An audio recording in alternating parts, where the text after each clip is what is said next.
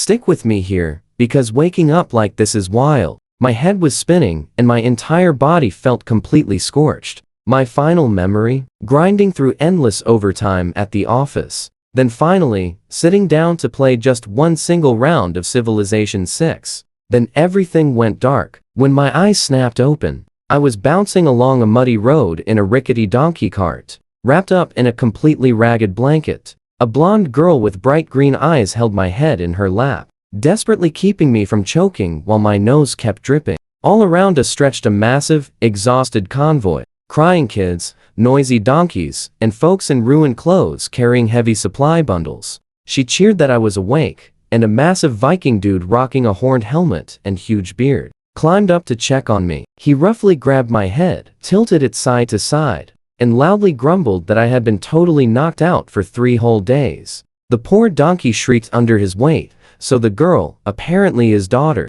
shoved him away before our entire cart tipped over. Then those foreign memories hit me like a truck. They belonged to this body's original owner, guy named Leo Mando. He was actually the brand new militia captain for this caravan. Inside those flashbacks, over 100 dog-headed kobolds had completely ambushed our convoy. From above, they looked like giant golden retrievers standing upright, rocking human-like hands and feet, but packing sharp canine fangs. Most were barely 4 feet tall, rushing downhill in a wild swarm like hungry kids stampeding toward a cafeteria. Our militia had handled these strikes before. They would form a strong shield wall, fight briefly, defeat a dozen kobolds, and watch the rest flee. Watch closely, because this time changed everything. Halfway through their charge, the boss barked an order, and every single beast hurled its spear. 100 sharp javelins rained down on us instantly. Caught totally off guard, shields shattered and men dropped fast.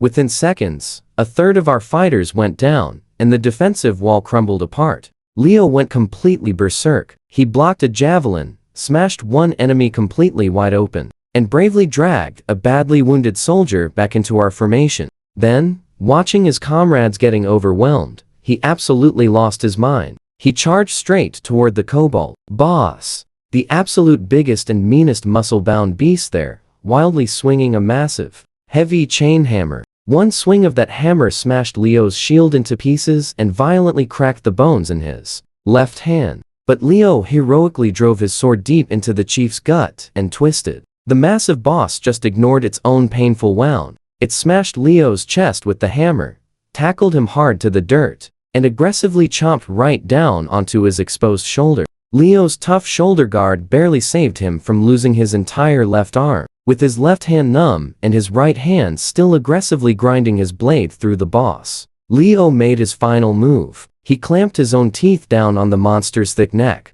They stayed locked together in that brutal clash, tearing away until Leo finally passed out from sheer exhaustion. So, that is exactly how my crazy new life began, biting a monster into submission. Everything hurt so badly, I almost wished I had simply faded away at my office desk instead. You feel that panic, right? I carefully shook my head, desperately trying to push through the overwhelming dizziness. Piece by piece, the leftover memories inside this brain fed me the epic background lore. This world was your classic fantasy setting, magical gods, multiple unique races, the absolute whole package. The specific country I landed in, the Orantis Empire, sat perfectly on the eastern side of Dawn Land, right next to those dangerous ORC territories up in the bitter, frozen north. Centuries ago, Orantis was a truly mighty empire that completely conquered those southern kingdoms, and boldly drove the ORCs and trolls deep into the northern wastelands.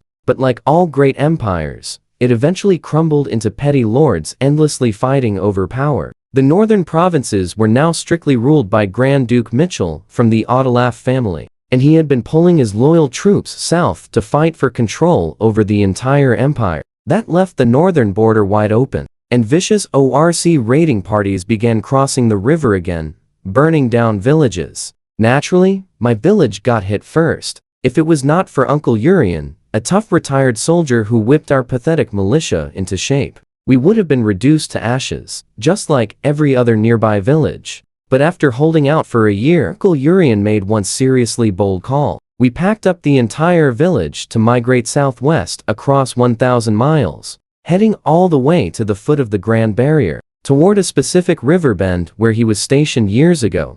He even scored an official pioneer charter from that local noble family, the Frelos. If we could tame enough wild land and pay those hefty taxes, he could truly earn the title of Pioneer Knight. As for this body's original owner, Leo Mondo, the dude was basically a wild feral dog in human form. His poor mother passed away while giving birth to him. His dad drank himself into the grave, and Leo grew up stealing food, picking fights, and mercilessly kicking street dogs. At 15, he had beaten up every man in the village. Then Uncle Urian came home, crushed him one-handed, dragged him into the militia, and finally gave him real direction. Trust me on this. 17 now, slightly less stupid than before, but barely. Stick with me. We are diving into an epic survival tale. I looked up at Olivia, my voice totally shot. I tasted sharp iron, totally unsure if it came from me or the fierce kobold chief.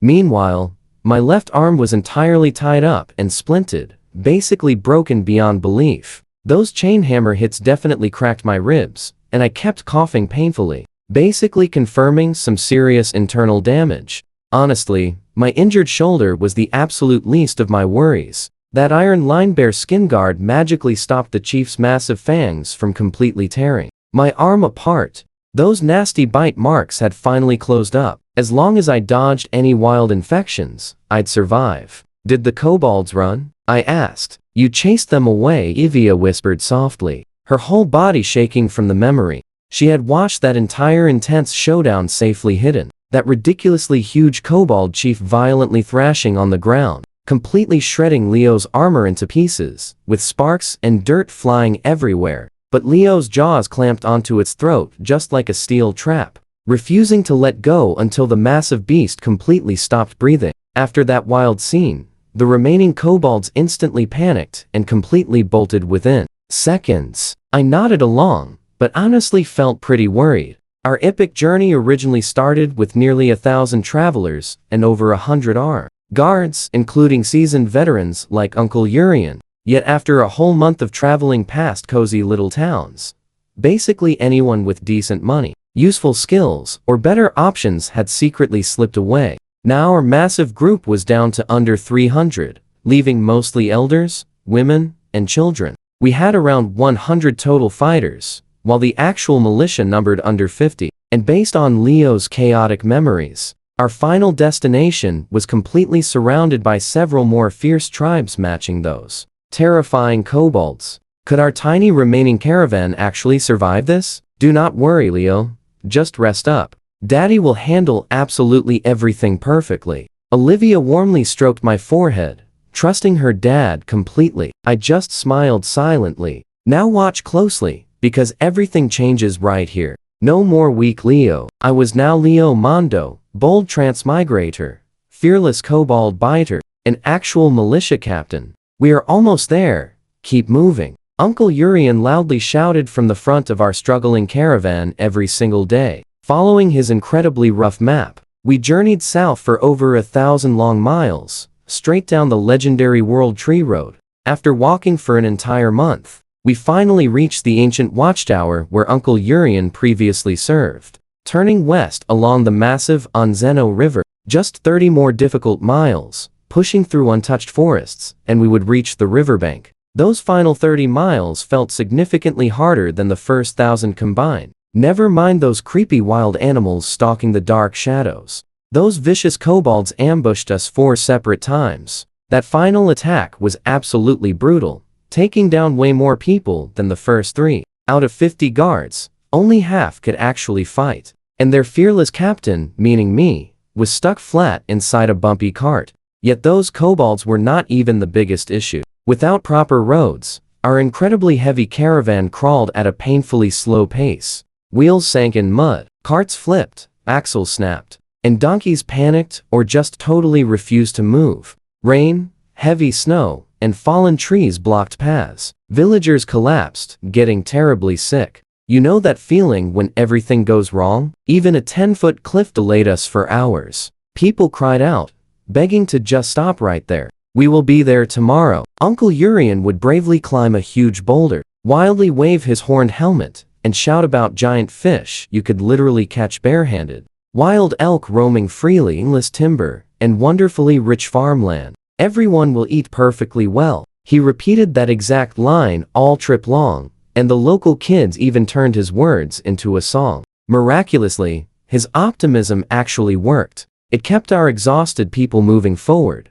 and after countless endless tomorrows, we finally reached our destination. Our glorious riverbank was a massive peninsula created by ancient sediment, a surprisingly wide plain covered with tall wild grass, totally dotted with small scenic lakes and tiny hills featuring scraggly bushes. Unlike those completely dense ancient forests bordering the river, this specific area felt incredibly open. Even in winter, thick, thigh-high grass stood tall, boasting tough roots that heavy snow just could not flatten. Honestly, even I instantly recognized this as premium farmland. After lying helpless inside that bumpy cart for 6 entire days, I could actually stand up and walk. The original Leo's fragmented memories kept randomly crashing into my brain the entire trip. These utterly chaotic little fragments slowly shifted how I thought and behaved. Fortunately, the real Leo was always pretty spaced out, and since I stayed completely stuck inside that cart,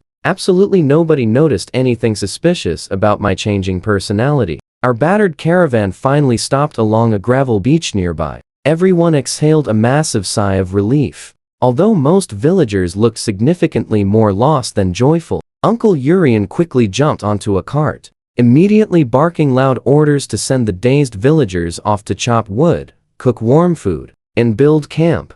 I quietly wandered away from that noisy chaos, peacefully sitting on a huge rock by the river. The Onzeno River stretched out beautifully, flowing thousands of feet down from the Grand Barrier Mountains, heading straight toward the North Ice River. So, what do you and I think? Trust me, this wild adventure is just getting started. Let's dive right into this wild world. At the source, the river was pretty narrow, usually 50 meters, but at the bend, it stretched past 100 meters, forming a calm lake. The water was totally crystal clear, and I could spot fish just happily drifting around. Looking west, snowy mountains pierced the sky. Behind those peaks, massive vertical cliffs shot straight up, completely vanishing into the thick clouds. That was the legendary Grand Barrier. It was a massive circular rock wall centering the continent, looking exactly like a giant tree stump sprouting from the earth. Stunning waterfalls crashed down its rocky face, one by one. Absolutely incredible. North of the river, an endless forest stretched for miles. The giant pines were insanely thick, way too wide to hug, their branches heavy with fresh snow. A majestic herd of elk, literally as tall as horses, drank at the bank. Some curious fawns just stared at me. Uncle Urian once said this whole area used to be the Wolf Drive Plains. It was a massive grassland where beastkin raised their warwolves. Over 1,000 years ago, when beasts moved north, ORC shamans and elven druids teamed up. They turned the plains into forest, hiding countless ancient ruins deep under the huge trees. Uncle Urian made anything sound epic. That was his true gift. Along with his fighting skills, the guy was a genius storyteller. Soon after, Olivia stopped by to check my injuries. Once she was sure I was healing up nicely, she showed her classic stern face. She told me my tent was ready, ordered me to rest, and strictly forbade wandering. Understood? I admired the beautiful scenery for another minute, until the freezing wind chased me back to camp. Now, pay close attention. Here, my tent was a small patchwork of animal hides, Leo's hunting trophies. Sure, most of the fur was worn down to pure fuzz from heavy use and awful tanning, but it stayed super warm, making it the absolute best shelter in camp. Right outside, a tiny, mud-covered kid sat huddled against the tent. He was violently shivering under a holey blanket that barely even counted as real fabric. I nudged him inside, asking the little mouse if he found food. Yeah, I know.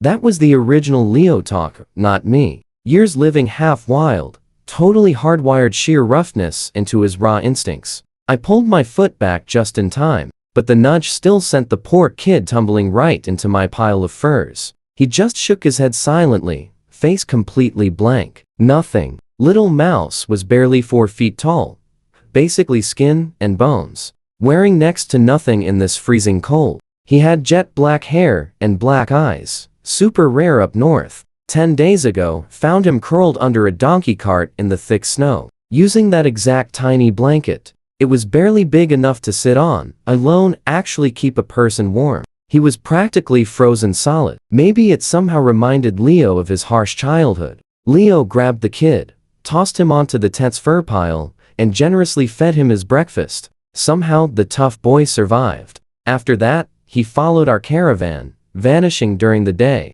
before quietly curling up in my tent corner every single night. He miraculously stayed alive like that for 2 whole weeks. No idea how. Leo barely had enough food for himself since leaving his home village. He gave the poor kid a place to sleep, but that was absolutely it. For the past few days, I was injured and recovering on Olivia's cart, totally away from my tent. So how on earth did Little Mouse actually survive all by himself? I know what you're thinking. Sticking my head inside. The smell was brutal. Pure rancid oil, ruined leather, awful feet, and gross mold. It was way worse than a dirty dog kennel. I immediately dragged every single stinking piece of fur outside and sorted through the pile. Just 2 snow bear hides were still in okay shape. One large, one small. I tossed the tiny one to Little Mouse and told her to follow. She literally did not move. So, I grabbed her by the neck, hoisted her up just like a tiny kitten, and carried her straight to the river.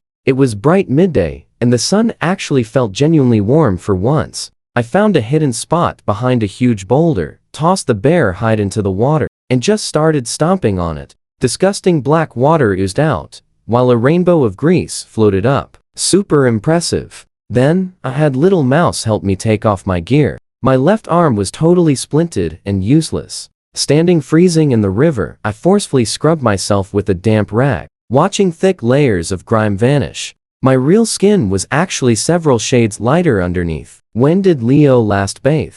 I dug through his memories. Absolutely nothing. Not one single bath recorded. I told Little Mouse to scrub my back for a slice of black bread. Instantly, her bright eyes absolutely lit up at the word bread. She leaped straight into the freezing water, scrubbing with all her tiny might. The thick crust of dried mud on her clothes instantly melted into the river. That heavy mud layer was basically her only insulation, since those awful rags block zero cold. After a few rough minutes, she was completely gasping and shaking. I checked my reflection in the water, bright golden hair, sharp jawline, and totally ripped. Trust me, you're going to love this glow-up. Only 17, but built absolutely huge. The original Leo was totally wild, but ate incredibly well. He could smell cooking meat from miles away, and absolutely nobody's smoked sausage was ever safe. Stick with me here. Our guy hunted so much. He accidentally wrecked the entire food chain and chased the big predators away. I spotted Little Mouse, totally muddy, and told her to wash up while the warm sun was still shining out. She just stood frozen. No wash, no bread. Very slowly, she peeled off those totally baggy, shapeless old rags. Underneath was a faded yellow nightgown. As she took it off, my super muscular frame stood right next to her completely tiny figure. I flexed my bicep and bragged, "Kid, I could beat you all." Then I froze. "Wait, where's your?" I grabbed a small bear hide, quickly wrapped her up, and blurted out the dumbest question ever. It hit. Let's dive right in. I awkwardly carried her into camp, found Olivia, and just scratched my head. I asked for some hot water. Olivia sniffed me, nodding in approval. "You are completely clean," she teased. "Why do you need it?" "This little girl needs it," I explained. "Cold water might freeze her." Olivia rolled her eyes. "So you feed, house, and give her hot baths now?" "Quite the gentleman," Olivia huffed, turning away. Still, she gently took Little Mouse by the hand and led her right toward another tent. Little Mouse tried snuggling up close, but Olivia quietly slipped her hand free, playfully keeping a slight distance between them. But Little Mouse did not mind. She just followed obediently. I could not follow them inside, so I headed straight over to Uncle Urian's place instead. His tent was huge. It had a separate back room and a large round table right in the front, complete with a map pinned down sharply by a cool dagger. The caravan leaders gathered around while Urian handed out orders. Whenever someone's name got called, they instantly stood up and proudly shouted, "Yes, sir." Nobody questioned a single thing. It felt like military headquarters. Watch closely here. The more I observed Urian, the more I believed he was the actual main character of this epic story, not me. After returning from the army, he instantly sized up our village. He literally spent all his savings buying grain, recruiting a militia, and forging new weapons. Within weeks, he built a massive fighting force. Following months of intense training and feeding everyone well, he led them to clear nearby beast dens and drive off hostile tribes, easily expanding our safe zone. He even convinced a merchant caravan to reroute through our village so they could easily sell their furs, beast teeth, and magical herbs. But good times faded fast. ORC scouts began raiding our area, and surrounding villages were completely destroyed one by one. You and I know the score. Staying meant total defeat. So, he gathered up refugees, expanded our militia, and pulled strings from 10 army years for a pioneer charter. He hunted down wolves and wild bison for jerky and warm tents, boldly burned the village completely to the ground, and proudly led absolutely everyone toward the deep south. Before torching the place, he sent urgent messengers to the local Night Lord begging for backup. Absolute silence, of course. When his huge refugee caravan finally appeared outside the Lord's town, that night literally tossed them a cart of wheat husks and yelled, "Get lost." So what do we take from this? With nowhere left, they just kept marching toward that promised land. Uncle Urian kept describing. Stick with me. I entered Uncle Urian's tent, and his bright grin instantly became a scowl. Are those injuries healed yet? I saw you wandering around all day long. Do not push me. I instinctively flinched, holding my chest to fake the pain, but I had to ask, what is the master plan? We finally made it. What else is there to solve? He snapped back. You are clueless. 300 people need food, water, place to sleep, and bathroom breaks. Every tiny thing is a huge problem. He swatted me away like a pesky bug, then shouted orders. Valeri had to smash useless carts to build camp fences. Rashkov needed to burn the northern grass away and start plowing the fields by tomorrow. Old shopkeeper Rusev, the only villager who actually traveled for trade, was assigned to take the local guards and scout for absolutely anything valuable to sell. Rusev lost his 2 strong sons during those brutal ORC attacks. His little grandson was all he had left. Uncle Urian tapped the rough table map and grinned widely. I know this exact spot. It has absolutely everything we need. If we survive the first 6 months, the rest of the year becomes super easy. Once we catch our breath, I will hire a survey team. We might find a mine and strike it rich. Nobody shared his hype. The people sitting in this tent were the inner circle. They knew the harsh reality better than absolutely anyone. We were totally broke, starving, and completely out of options. The endless suffering on the road was just the warm-up. The old Leo would be super hyped by Uncle Urian's big pep talk, dreaming of a perfect future. But I was not that old Leo anymore. I stared hard at the map, calculating every detail. Uncle Urian specifically timed this massive migration for late winter on purpose. He wanted to arrive before the spring thaw, giving us enough time to plow the land and plant rye by April. Let's dive into this wild survival story. The soil was great, the climate warm. We could easily survive by harvest time, but there was a huge issue. We had under 300 people, mostly kids and the elderly. The strongest families had already bailed on us during the trip, choosing those cozy towns. Only the most helpless folk stayed, relying completely on Uncle Urian to lead them. Plus, we still needed to somehow find enough food to last 6 whole months before the rye harvest. Hunting was completely off the table. Our people were just humble farmers. Nobody had decent hunting gear. Those cheap homemade bows could barely scratch a tiny rabbit, let alone take down a massive elk. With some actual bows, we could have crushed those annoying kobolds in one single strike. Sending totally unarmed farmers into the deep woods full of hostile beasts was a terrible idea. While I stressed over our massive food problem, my eyes quickly locked onto a rusty old spearhead. It was a kobold weapon from our last clash. I tossed it on the table. You guys really want to mine today? What about an iron mine? Uncle Urian and the rest just stared, totally confused. What iron? I pointed at the badly made spearhead. Seriously, where do you guys think those wild kobolds got their shiny iron gear? Think they walked into a store? Uncle Urian gasped in shock. You mean they actually found an iron deposit? Pay close attention here. Anyone who plays fantasy games knows this basic, undeniable fact. Kobolds and mines go together perfectly. I was already moving on to the real questions. How good was this ore, exactly? Could we actually mine it? Where do we find workers? And how would we easily transport it? But Uncle Urian totally ignored those details. He just stared like I had grown two heads. By the heavens, he suddenly shouted out, you finally grew a brain. Everyone went wild. Impossible. The kobold spirit must have completely possessed his body. Or a demon entered his body. Yes, a soul transmigration for sure. It just has to be. I just stared at them in total silence. How did these guys guess the exact truth so fast, yet totally fail to plan their own dinner? So, our grand plan changes just a bit. Uncle Urian flipped the rusty spearhead, his face shining with pure hype. First, we build defenses, then we raid that kobold nest for iron. Everything else waits. When the room finally cleared out and we were alone, I frowned. Why do we need iron now? We cannot eat ore. We have no blacksmith. There is literally no road for 30 whole miles out west. We cannot ship goods anywhere. Should we not prioritize food? I stayed quiet earlier. That big iron reveal just boosted team morale, and I was not about to ruin the hype. You know nothing. Just rest up, scout the area, find that nest, and see if we can actually conquer it. Uncle Urian waved me off blindly. I shook my head and left, but I missed what happened right after.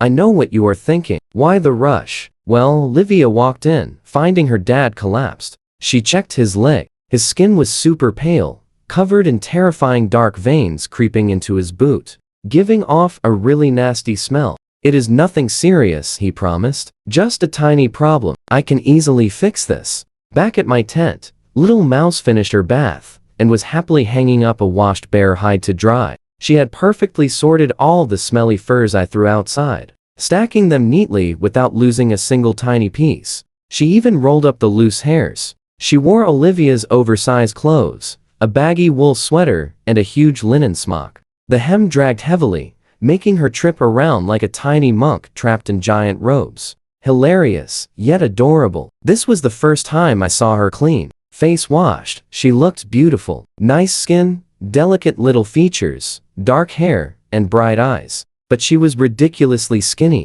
Her cheeks were totally sunken from terrible starvation, giving her a slightly creepy, haunted look. Honestly, even covered in thick mud, anyone could tell she was a girl. But the old Leo never cared about that. That guy totally ignored gender or species. He would rescue a tiny mouse on good days and roast it on bad ones. That was his vibe. I kept her silk gown. It amazingly dried on its own almost instantly. It felt super tiny, light as a floating cloud, and it shimmered with mysterious, beautiful colors under the sunlight. Plus, it was warm. Heat literally radiated from the fabric. I never felt anything like this in either life.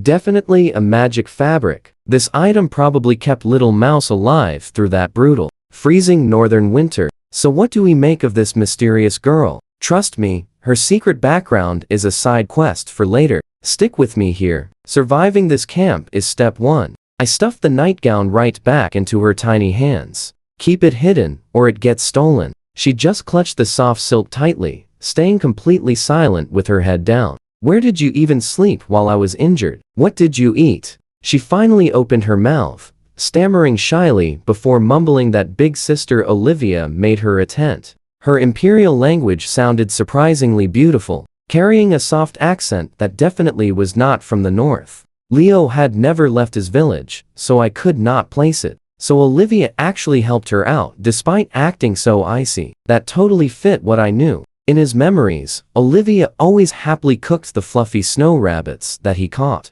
Still, she often flatly refused to prep them, especially when food was plentiful. Once, she kept 7 rabbits and a tiny deer as pets. She could not bear seeing anything get hurt, not even a cute little stray like Mouse. Little Mouse tucked the nightgown safely away, quickly grabbed my hand, and excitedly dragged me toward camp center. The whole place buzzed with lively energy. Everyone was building tents, ripping up old carts, hammering thick posts into the earth, and clearing out the messy brush. The mood felt way lighter than on the road. Watch closely here, because danger is always lurking. Wooden fences went up everywhere around the edge for protection, just in case they needed to block incoming arrows and flying javelins.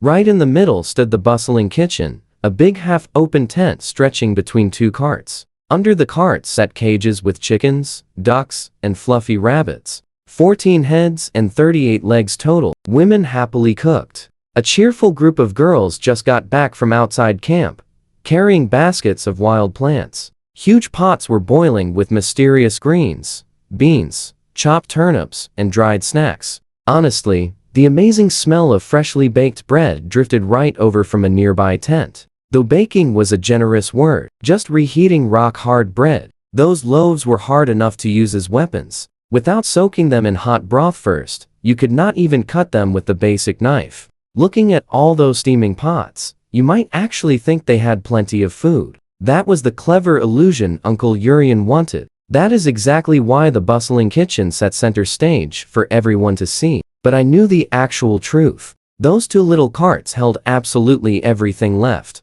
Little Mouse quickly pulled me right toward the busy kitchen cart, where over a dozen eager kids had already gathered around. They all looked incredibly skinny, ragged, and starving. Seeing Little Mouse, nobody said a word to her. But when they finally spotted me, it was happily Big Brother Leo and Captain. Funny enough, Leo had smacked around every single one of these kids before, yet somehow, that just made them admire his strength even more. Nobody dared get close like Mouse, though. Nobody felt sure Leo would not punt them across the camp. These kids were just waiting for their special meal. The tough bread was way too rough for kids, packed with bran, beans, acorn flour, and deer horn cassava. It could dangerously bloat small tummies. So, the youngest kids got something completely different. After a quick wait, Olivia walked over carrying a basket. She looked genuinely surprised seeing me among the kids, but totally ignored me. She unlocked the cart,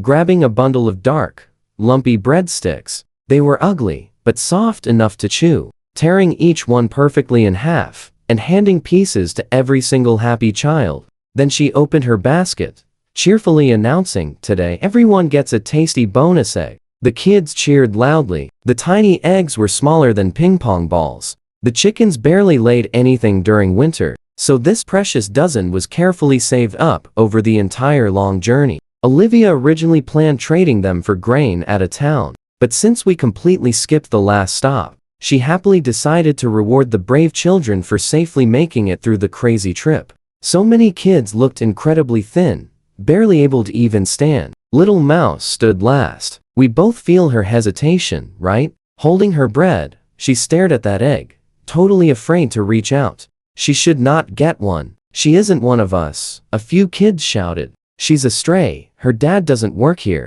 She doesn't get to eat. I slowly raised my fist, flexing hard. The arm muscles twisted like solid steel cables, making every kid shut up instantly. I snatched the egg from Olivia, gently pinched Little Mouse's cheeks to open her mouth, and popped it right inside. Boom.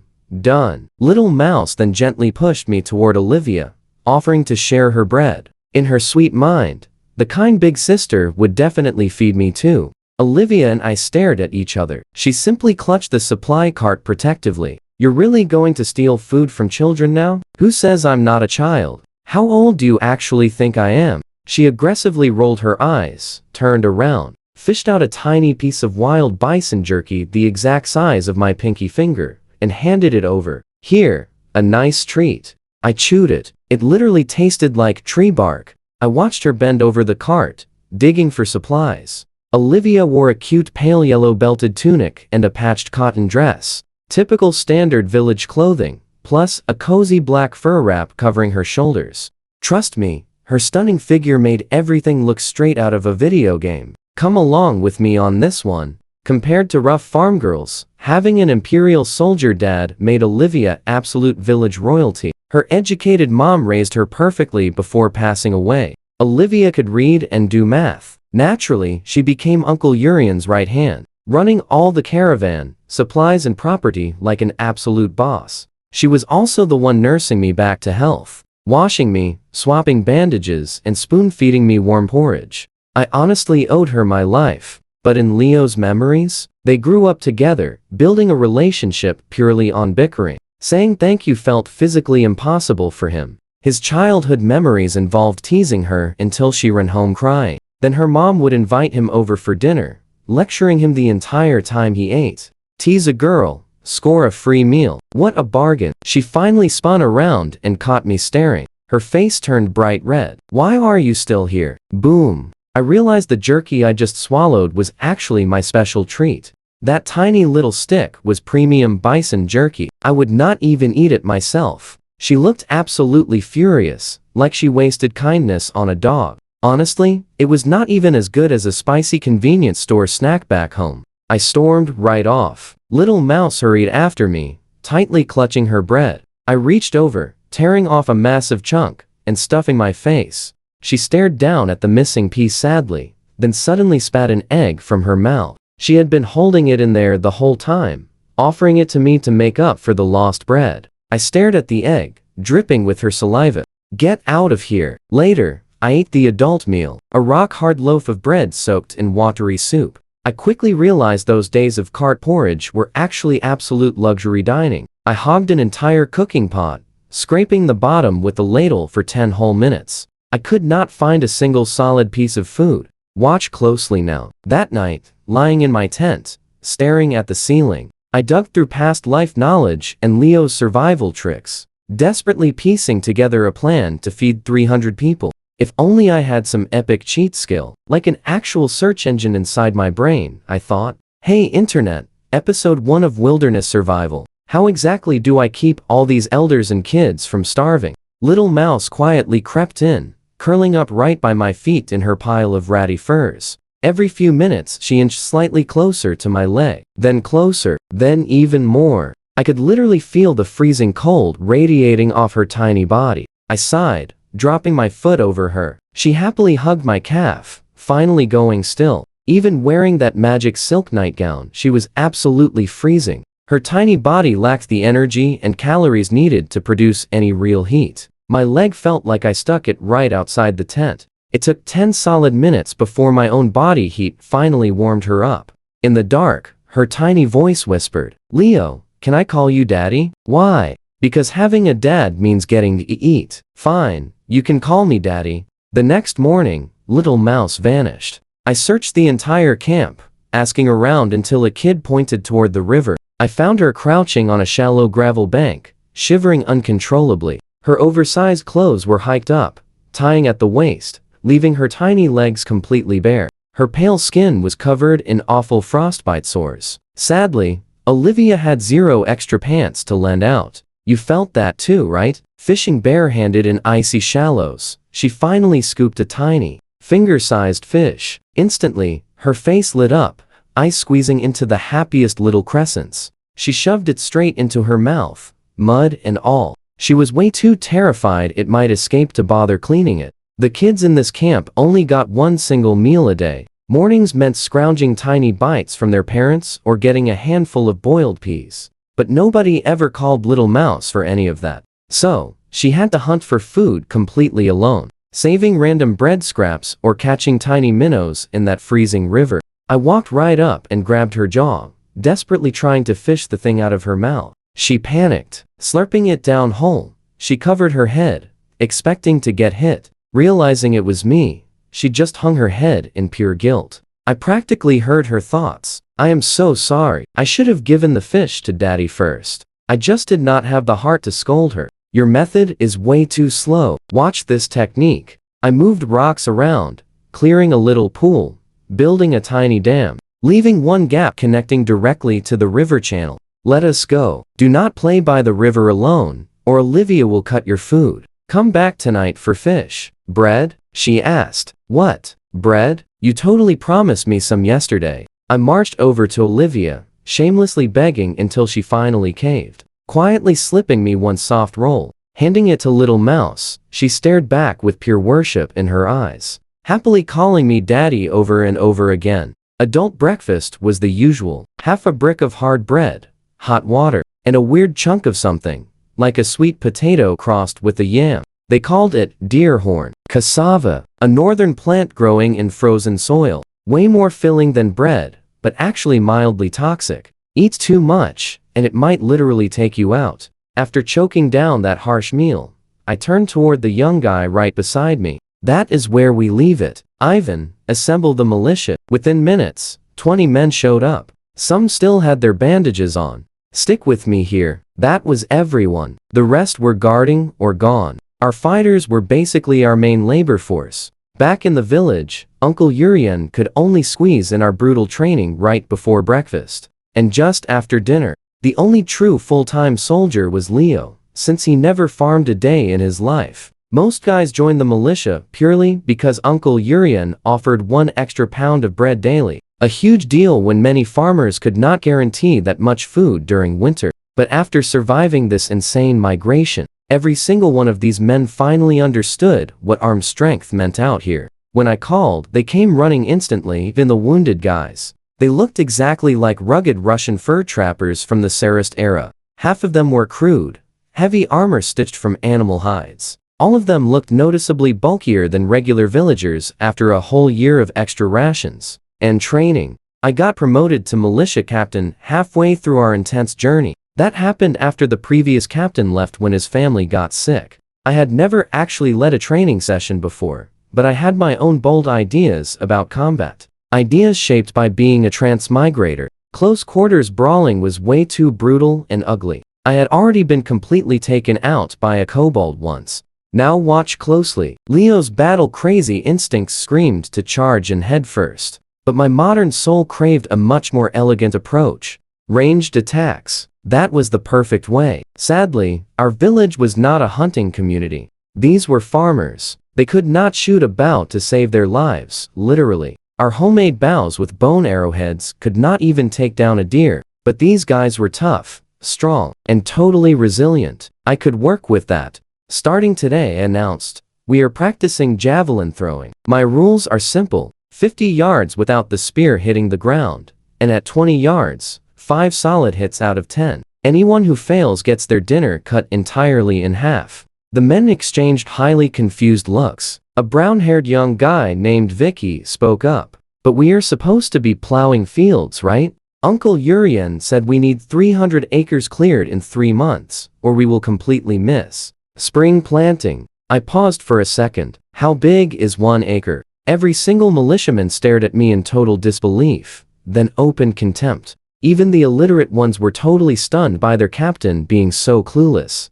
You grew up in a farming village. How do you not know how big an acre is? I just stared back at them, feeling equally frustrated. How was I supposed to know their measurement system? Was it an English acre? A metric hectare? Some weird local unit? The original Leo had never even touched a plow in his entire life. He did not even have a basic concept of land area stored inside that muscle-filled head of his. You and I both know that feeling of being clueless, right? One guy finally showed me an acre here. Equaled about half a soccer field back home. 300 acres in 3 months with 0 machines. Using mostly old folks and women. That sounded crazy. And even if we succeeded, the math was just depressing. This far north, they could only grow 1 season of rye yearly. Plant 200 pounds of seed per acre. Harvest 800. After saving next year's seed, 1 acre barely kept 1 person going. 300 acres for 300 people meant 0 margin.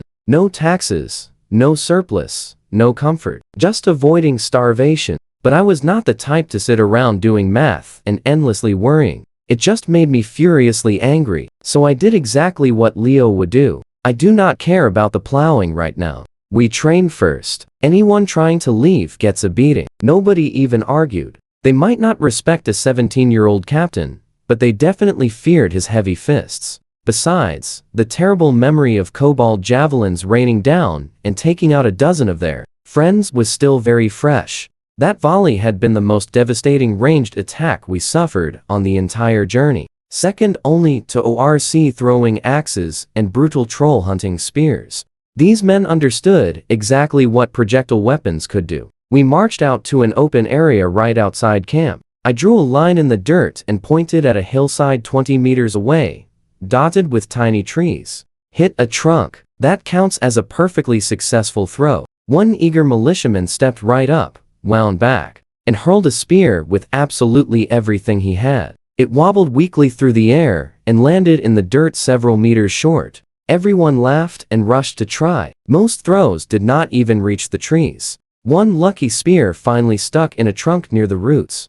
Pathetic results, but I was not disappointed. In my past life as an athletic student, I knew untrained people with zero run-up, throwing mismatched weapons ranging from half a kilo to 3 kilos, including actual pitchforks, would perform exactly like this. Spears flying sideways, spinning, and skipping off the ground like stones on water. I had seen it all before. After letting them throw 2 fun rounds to get it out of their systems, I started demonstrating the proper technique. Grip, arm mechanics, throwing with and without a run-up, release angle. I steadily held a spear level right above my shoulder, took a slow run-up of just a few steps, and powerfully launched it. Trust me, you won't forget this. The javelin traced a perfect arc past 20 meters and punched clean through the trunk, the tip poking right out the other side. Stick with me here. Past life sports training, plus this new body's raw power made javelin throwing feel as easy as breathing. And that was with cracked ribs and a busted arm, still healing. At peak condition, this guy could sweep the Olympics. The militia just stared in total shock, whispering wildly among themselves. Who was the best thrower here? The kid who had never practiced? Or that kobold boss he totally destroyed earlier? The real answer? Soul transmigration, baby. After about an hour of hard practice, the men were finally getting the hang of things. With proper form and zero run-up, these incredibly strong farmhands were already throwing 30 meters. Their accuracy was awful, but standardized weapons would fix that. Morning training is over, announced loudly. Barely acceptable work. From now on, javelin practice every single morning for at least 1 hour. No exceptions. Uncle Urian wandered over to watch. He smacked my injured shoulder with a huge grin. Didn't know you had this in you, kid. Ow, ow, ow. I completely dodged his massive hand. I just figured it out while hunting. Good, good. This is going to help us so much against those kobold camps. Don't rush it, I shot back with a grin. I have plenty more epic tricks up my sleeve. Huh? As if I don't know exactly how many tricks you actually have. He raised his boot playfully. So cheerful. You must be totally healed. Get to the fields and start plowing. After training, the militia quickly rushed off to join the plowing crews up north. Pay close attention here. They were the main workforce and farming was their actual expertise. Uncle Urian promised that next year, every adult man would get 1 acre of permanent tax-free land. Completely unheard of in this empire. Down south, the greedy feudal lords had wiped out independent farmers entirely. Only out here on the wide-open frontier did free farmers actually exist. I tagged along, squatting on an old stump just to watch. Over 100 people were out there swinging hoes and shovels, turning the charred dirt one single chunk at a time. The elders and women followed right behind them, hauling away heavy rocks and clearing out roots. They had already turned several acres before noon. The soil here was absolutely incredible. Soft, rich, and way easier to work than the frozen ground back home, where you basically needed a pickaxe just to break the spring frost. Moving 1,000 miles southwest felt exactly like jumping from Siberia to a tropical paradise. But the longer I sat there watching, something seriously bugged me. Then it hit me like a ton of bricks. Where are the donkeys? I yelled out. Why aren't you using the donkeys to plow? The kids took them to graze. Why aren't they pulling plows? I asked. Instantly, the entire field burst into loud laughter. Have donkeys plow? Why not teach them magic too? I spun around to face Uncle Urian. Have you seriously never seen animals pull plows? I wanted to say plow, but that word did not exist in Leo's vocabulary. His brain had literally never even encountered this concept. Uncle Urian just stroked his beard thoughtfully. I guess animals could work the soil, but wouldn't that take magic? I did not even bother arguing. I just stomped back to camp, totally annoyed. Let that sink in for a second. Farmers without plows? Like modern people without phones. Plows existed thousands of years ago in basic civilizations. How could these medieval farmers lack them? Well, turns out the real answer was simple geography. Down in the wealthy southern provinces, they had heavy multi-horse plows, producing 3 times more grain than the poor northern regions. But way up here on the freezing border, the local lords absolutely ignored farming. Their wealth came entirely from trading livestock and cutting lumber. The grain they taxed from peasants? Just horse feed. Zero nobles wanted to live this far north. They just hired managers and chilled in the warmer regions south of the Onzeno River. Leo's old village was one of the only farming spots near the North Ice River. Right before Uncle Urian finally returned from the army, most families here did not even own a basic iron hoe, alone a working animal. Over a third of their meals came from foraging, acorns, mushrooms, wild greens, and that super risky deer horn, cassava. Back at camp, I totally ignored Olivia's protests, grabbed her family's absolute best shovel, and hammered it right into shape. I chopped some curved branches, nailed them into a sturdy frame, and mounted that bent shovel blade at the very bottom as a makeshift plowshare. A crude curved beam plow, super simple, really ugly, but perfectly functional. I admired my new creation with deep satisfaction. Week 1 of transmigration, and I already invented the plow. I hauled it back to the field and made Olivia fetch a donkey. I quickly tied the ropes, set the blade deep, and yelled, "Let's go." Of course, the donkey did not move an inch. Olivia finally understood my genius plan. Smiling warmly, she grabbed the reins, pulling the donkey forward, while I held the plow steady, pressing that blade deep into the earth. The ground here was incredibly soft, just dry roots and tiny pebbles, so the donkey barely had to strain itself. A foot-deep furrow appeared like pure magic. Trust me, those villagers who ignored us are about to completely lose it. To them, Leo was a brainless fighter who had never touched a farm. Now watch this. I casually outpaced the sweating guards in minutes, making everyone stare. Uncle Urian's eyes went super wide. He got so hyped, he switched to formal imperial speech. I have seen this before. It looks so incredibly familiar. He actually saw real plows once during a massive military march down south. He just never thought to use them for his own village's farming. Within an hour, Uncle Urian made the village's best woodworkers build plows under my strict direction. We pumped out 18 of them and hitched every donkey in camp. Suddenly, the fields were turning 3 times faster than ever before. I sat back on a stump, watching the villagers plow with insane energy. Somewhere deep inside my mind, I practically heard a sweet gaming notification chime. You just unlocked animal-drawn plow technology. Farmer productivity up. Grain output increased. The curve beam plow was completely simple to use, because I left out all the unnecessary fancy parts. You just push or lift the handle to control the blade depth. After quick instructions, even the kids and ladies could operate it like absolute pros. That immediately freed up all the strong men. Women steered plows, kids led the donkeys, and elders cleared out rocks. You and I both know teamwork is magic, right? That blackened wasteland was transforming into beautiful farmland at absolutely incredible speed. The men moved toward the western slopes to dig huge 5-foot irrigation ditches, connecting the swamps and small lakes to perfectly regulate water for the crops.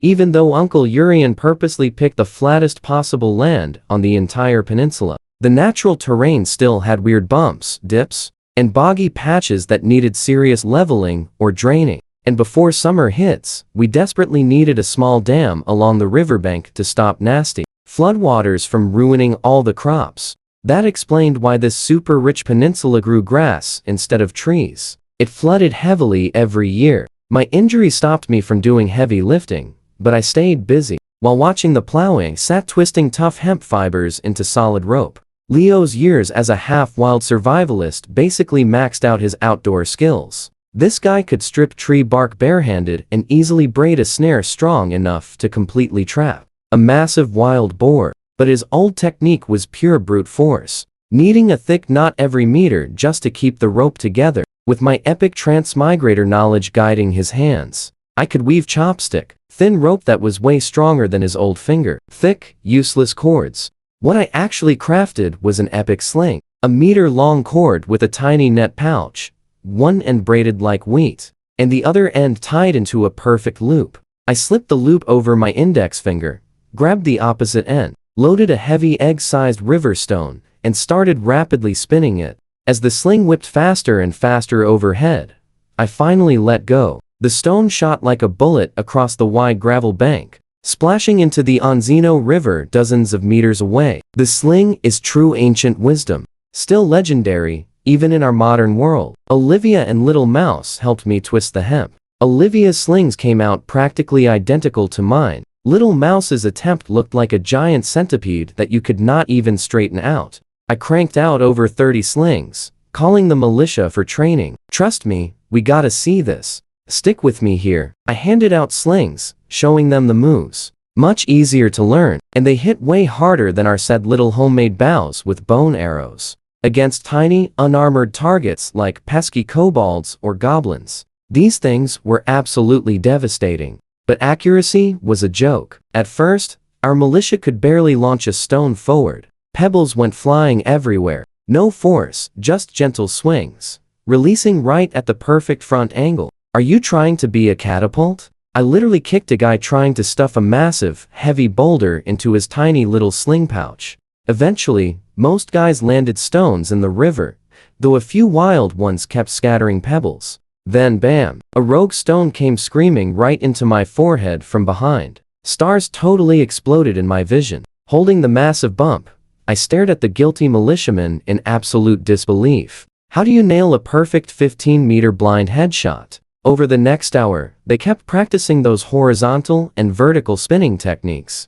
That vertical spin was exactly how those ancient, heavy slingers fought. Getting comfortable, I let them bump up the power, upgrading to big rocks the size of goose eggs. Now pay attention here. At that exact weight, the terrifying potential unlocked. Nobody could manually throw that huge rock 50 meters, but slings made it effortless. Honestly, I was way too cautious using big stones. One bad misfire meant broken bones. But the men absolutely loved this game.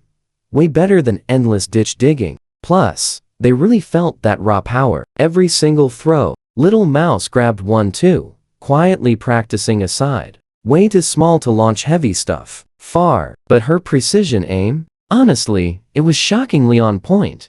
Every single stone hit the perfect mark. Let's dive right into this wild journey. Watching my squad throw stones by the river, my confidence spiked. One crazy idea daily. We are definitely going to keep this entire group totally safe. As soon as they mastered their slings, I grabbed Little Mouse and rushed upstream. Time to check the brilliant fish trap I set earlier today. We arrived. She jogged around the tiny pool twice, peeking into the crystal clear shallows. Then she just glared. Where are the fish? Yeah, where are my fish? The little pool was totally empty, not one single tiny minnow inside. Her super sad little face made me blush so hard. This always worked on TV. I paused for a second, then locked eyes with her. She stepped back, but too late. I easily scooped her up and snatched a small piece of bread right out of her pocket. Her secret little stash, saved for tomorrow morning. She stood there freezing up, expecting trouble, but never fighting back. Just relax, kid. I will pay you back double. I totally crushed the bread into the water for bait. Let us go eat now. Olivia made a massive stew tonight. I will snag you a huge bowl. Back at the camp, sunset brought everyone rushing back from the fields. 3 huge pots bubbled loudly over roaring kitchen fires, filling the air with the absolute best scent we had smelled in weeks. I swiped 2 large clay bowls from Olivia and stood right by the pot. The whole crowd parted around me, and the cooking lady handed over the ladle without a word. Now watch closely here. Their stares totally changed, trading annoyance for pure shock and mystery. Whispers actually drifted. Is it real soul transmigration? I just completely ignored them and focused entirely on hunting for the good stuff. Honestly, this hot stew was totally thick porridge. Loads of mixed grains, turnips, crunchy acorns, peas, dried mushrooms, plus 1 fresh snow rabbit a lucky scout caught, all simmered for a whole afternoon. It honestly looked just like pig slop from the 1990s. But for hungry folks, chewing super hard bread for endless weeks, this felt like an absolute legendary royal feast. It seriously felt like a holiday. In Leo's past memories, this entire village shared an ancient communal cooking tradition dating back to the old clan days. Every single freezing winter, the village leader would drag a giant pot into town center, fill it with pure snow melt, and toss in whatever extra food he had left. Every family head would add something, no matter how tiny. Once fully cooked, everyone ate together. It was definitely way more than just simple teamwork. It also let the leader count how many families sadly did not survive the freeze. Little Leo absolutely used to live for those giant pot days. It meant zero begging and no catching mice in the snow. As he finally grew older, he did not need that free food anymore. He became the absolute best hunter around, saving plenty of families all winter long just by tossing them a fresh rabbit or deer leg. Occasionally. So he was not the only one here calling him their absolute hero. Now, with personal food stashes totally gone, Uncle Urian made this giant communal pot a daily routine. Remaining families quietly handed their absolute last savings for Olivia to manage. We reverted to a primitive shared society, 300 people pooling literally everything together. While eating, I totally bragged to Little Mouse about epic foods from my past life. Ever seen a massive pie packed with almonds, walnuts, raisins, and drizzled in sweet cream? One huge bite and flavor just explodes everywhere. Plus, crispy roast pig, meat so tender it literally falls off the bone. She held her giant bowl tightly, listening, completely amazed. Drool literally running right down her chin. After eating, I grabbed Little Mouse plus a huge wooden bucket, and we quickly rushed right back to the fish pool in the fading sunlight. This time, the dark pool splashed with crazy movement. You totally saw this coming, right? I lunged and blocked the river gap. One massive fish actually jumped my arm, but the rest were perfectly trapped. Grab the fish. Catch them all. I jumped right in, grabbed a thrashing monster the size of my arm, and felt like crying. Finally, some actual real meat. The older guys were right. Fish you grab with bare hands. Get them. Little Mouse splashed right in too, instantly sat down super hard in the shallows, and threw up her stew. She clearly ate way too fast, licked her giant bowl clean, and stuffed herself up to her neck. She literally stared at her mess floating in the water, definitely considering eating it again. I just lightly smacked the back of her silly head. Catch those fish. They are escaping. The tiny dam was too low, and panicked fish kept jumping back into the main river. Zero time for elegance here. Every single fish I caught, I firmly smashed. Little Mouse splashed around totally confused, finally gave up, and climbed ashore to collect our captured fish into the bucket. A completely full bucket. Walking back, I seriously warned her, tomorrow I will make awesome grilled fish and soup.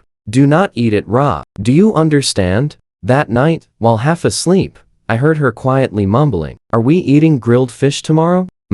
Yummy grilled fish. So what do you and I make of this crazy duo? She mumbled about sweet roast pig, and right as I got annoyed, I felt a tiny little bite on my leg. Stick with me here. Before dawn even arrived, Little Mouse excitedly shook me totally awake. Her tiny sleeves were completely soaked from freezing water. She had already visited the fish pool alone, whispering to catch fish. So many of them. Grabbing my spear and bucket, we dashed off. The pool was absolutely packed, endless black fish cramped together, cracking the frosty ice edges. I thrust my spear down and hoisted up a massive sturgeon, easily weighing around 5 whole pounds. The energetic wild fish wiggled so fiercely it snapped free, hilariously flopping right across the rough gravel. Little Mouse pounced with an adorable battle cry, playfully wrestling it down, waving over our cheerful patrol guards. We successfully hauled out many dozens of pounds of fresh food. Not quite enough to feed 300 people, but combining yesterday's catch definitely improved our upcoming meals. This genius trapping method was literally like scooping prizes from a fish tank with zero effort. Sending the fantastic catch back, I quickly built about 8 more stone pools along the riverbank, sprinkling tasty bait into every single one. There was no guarantee every single trap would succeed, but it brought us incredible newfound hope. While stacking rocks, a sudden loud horn blast wildly echoed from the western forest. The alarm! Our camp horn instantly answered back. Families quickly scrambled safely behind the riverside fence. Our brave militia cleared away tents, quickly, creating an open and clear fighting ground. Snatching up Little Mouse, I sprinted straight for camp. From the distant western tree line, massive wave of frantic kobold figures came pouring out. Now pay attention. Way more arrived. but looking totally disorganized. Only a few held actual spears. The rest randomly waved small sticks, basic rocks, or absolutely nothing. Trailing the clumsy fighters came a hilarious mob of tiny youngsters and slow elders, falling behind on all fours and clumsily crashing right into one another constantly. It was honestly hilarious. Luckily, our peninsula featured nearly 1,000 meters of wide open ground before the forest. Perfectly flat and clear. Absolutely zero chance of any sneaky surprise attacks happening today. "Form up," I bravely shouted. Uncle Urian quickly climbed onto a wooden cart alongside several archers, loudly calling out to calm the worried villagers. Groups of brave civilian men formed up right behind our flanking fences, tightly gripping their trusty farming pitchforks. 20 proud militia stood perfectly spread out, planting javelins in the dirt, raising sturdy shields high, and keeping their trusty loaded slings ready for instant action. My heart was racing fast. Leo's original dramatic battle instincts practically screamed at me to boldly charge forward alone, but my rational, modern mind stayed completely calm. At 100 meters, I swung my sling. Ready, throw. Heavy stones dramatically arced out, scattering everywhere. Most completely missed, but a few frantic kobolds tripped. One stayed down, totally knocked out, cold, while others clumsily staggered up just to get hilariously bowled over by the huge mob rushing behind them. Another took a massive direct hit to the head, but somehow wobbled right back up. You saw that, right? These creatures were super tough. One simple day of sling practice wouldn't secure absolute victory, but our fierce volley totally disrupted their messy charge and effectively slowed their chaotic momentum. Those clumsy kobolds wildly threw stones and spears back, but everything fell pitifully short of us. Meanwhile, Uncle Urian's clever archers successfully knocked out several targets from high above. Javelins ready, throw. 20 epic javelins gloriously flew. 7 or 8 attackers were instantly sent flying. Javelins, throw. 2 intense volleys later, survivors reached 10 meters out. Form shield wall. Our militia instantly snapped together. 20-round shields locked tight, with sharp spears and swords poking through defensive gaps. The biggest frontline kobold warrior dramatically leaped upward, fangs totally bared and drool flying, foolishly trying to vault our wall. Game over. Roaring from the center,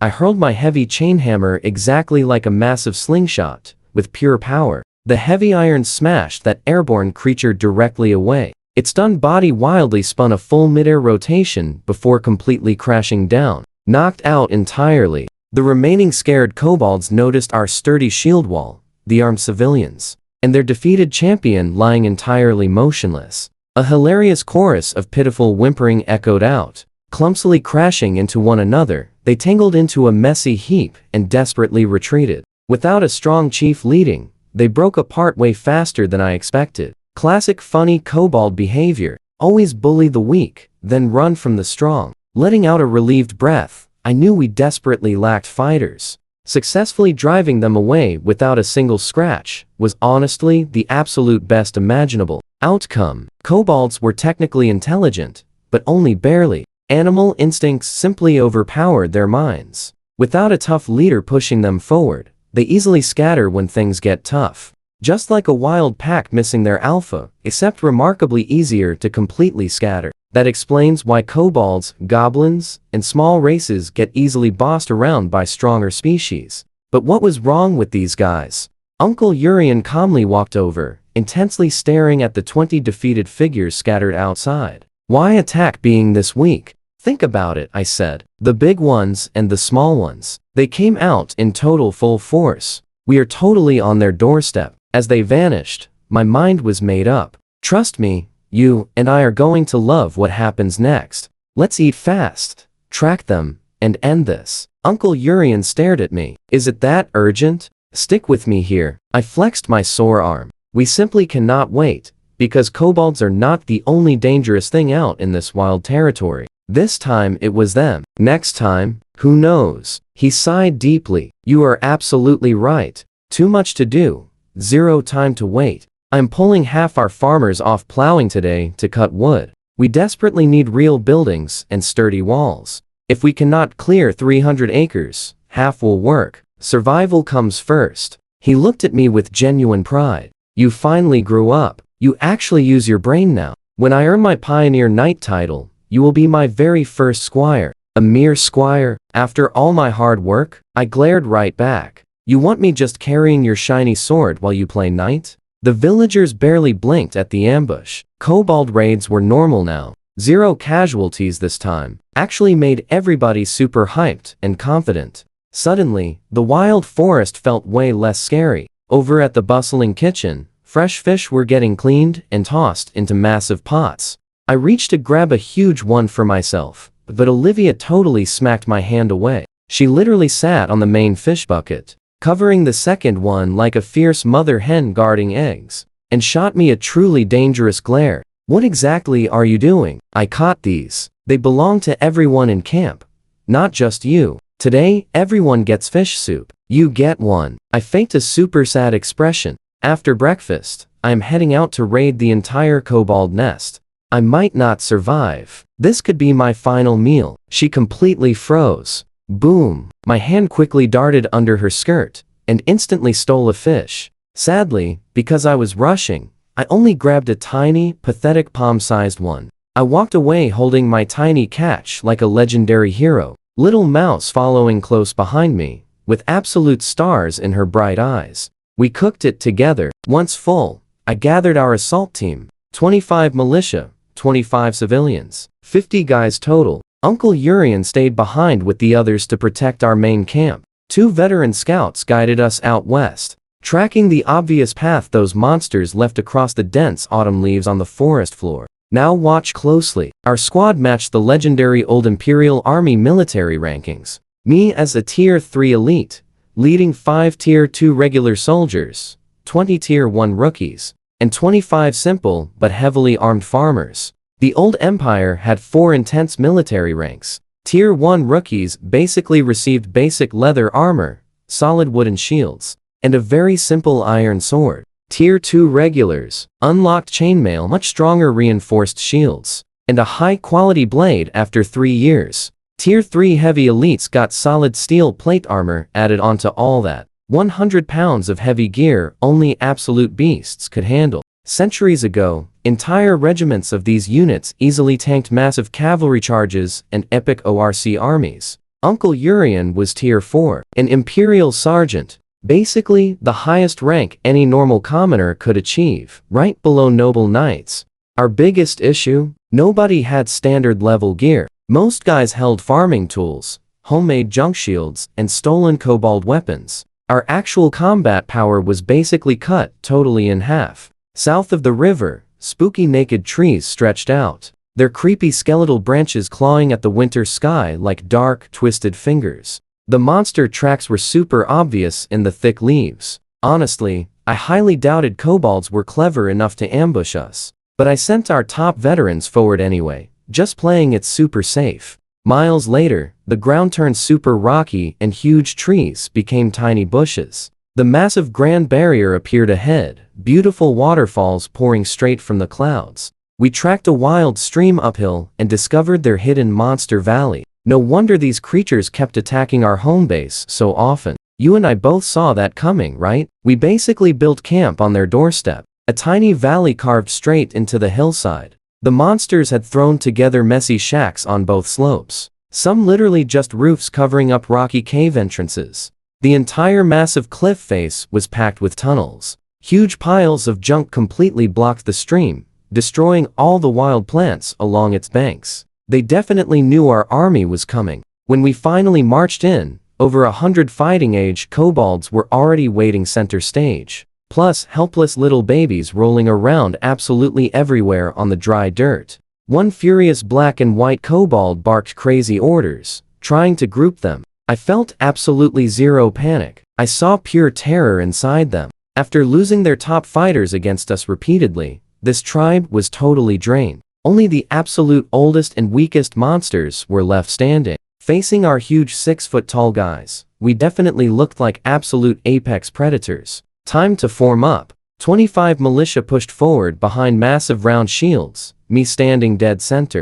25 civilians followed close behind, holding sharp sickles. Our northern boys ate basic food, but insane genetics made them incredibly huge, broad, and powerful. Trust me, you are going to love this epic ending. Rocking thick fur and massive shields, our guys looked unstoppable. The monsters threw rocks, but absolutely nothing pierced our wall. Without 100 javelins launched at once, they couldn't actually hurt us. Javelins ready. Throw. Trust me on this. 2 rapid volleys and the kobolds broke, abandoning their fallen. No chasing. We quickly picked up our javelins and reformed. Minutes later, the black and white kobold held them back. Most of them returned, huddling together to tightly block the path again. They couldn't just run. Behind them sat their winter stores and precious pups. Something shifted inside me. This kobold tribe wasn't so different from my village. We had faced ORC raiders we just couldn't beat. We lined up our militia,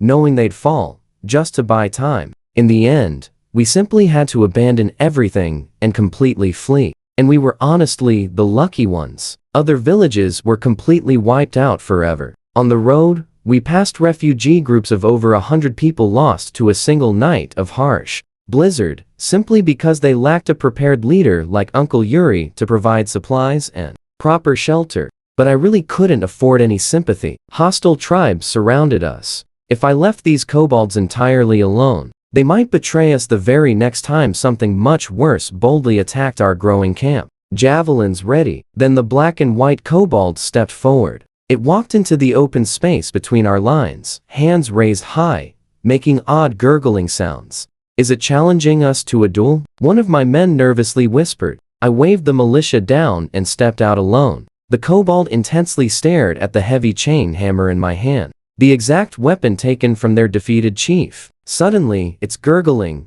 broke into choppy words. Surrender. You surrender. Imperial language, mixed with broken kobold speech, but I actually understood it. You can talk. I moved closer, completely stunned. Kinger, you, we, surrender. Half gibberish, half real words. Communication was barely possible, but honestly, it was way more than I expected. Now watch closely. Food, woof. You, grr, iron, we, leave. The other kobolds grew agitated, barking until the leader snarled them quiet. Several kobolds dragged heavy sacks from the mine tunnels and dropped them between our lines. The leader slowly opened one. Acorns and pine nuts spilled across the ground. It pointed straight at the sacks, then at the expansive valley behind it. Food, iron, yours, give us, we, leave. I listened twice before I fully understood. They were literally offering us their food stores and the iron mine.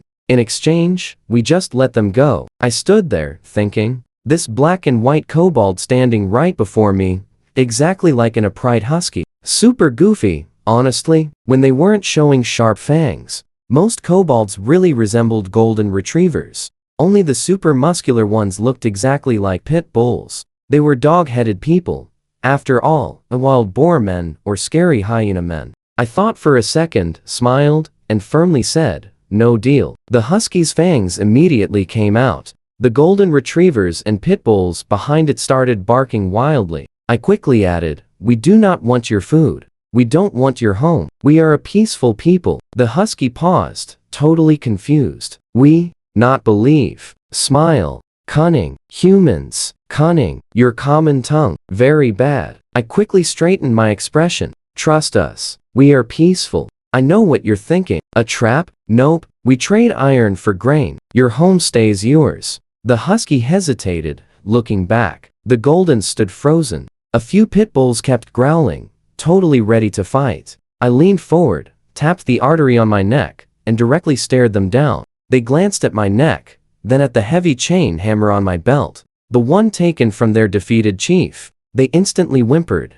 shrinking back into the nervous crowd. They literally couldn't beat this peaceful human. Since words alone simply weren't working, quickly turned to my men. Hand over all your rations. Uncle Urian had smartly packed 2 days of food per man, just in case. 50 people's worth of hard bread and dried supplies made a solid pile. I confidently dumped it all right next to the kobold's acorns. The moment bread hit the ground, I heard hungry swallowing sounds ripple perfectly through the kobold ranks. We trade food for iron. We can absolutely live in peace. You have seen us. We just want to farm. We really don't want to fight you. Farm.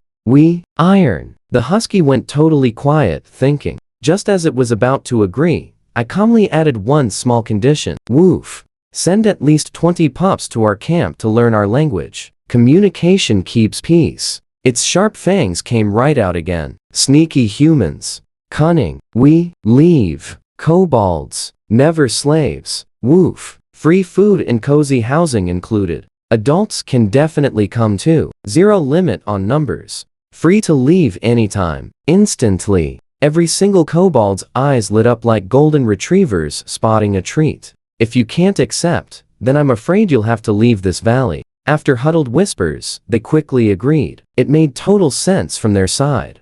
Kobolds breed incredibly fast. 4 or 5 pups per litter, fully grown in 3 years. This little tribe had peacefully lived here for generations, barely surviving on small game, fish, acorns from the oak forests, and pine nuts from across the river. They had zero long-term planning whatsoever. In summer and fall, they'd mine and smith happily. You see the tragedy here? In winter, they watched their pups go terribly hungry. When our caravan entered their foraging territory, conflict was genuinely inevitable. Now, as the losing side, they fully expected to be eliminated or driven away. Come along with me. Sending 20 hostage pups to get fed for free? Total bargain. Exchanging iron for grain meant they could finally stop hunting and just mine all day. Centuries back, these kobolds were actual vassals to the northern beast races. They had a real culture, powerful shamans, even a bustling city. But after the empire totally crushed the beast races,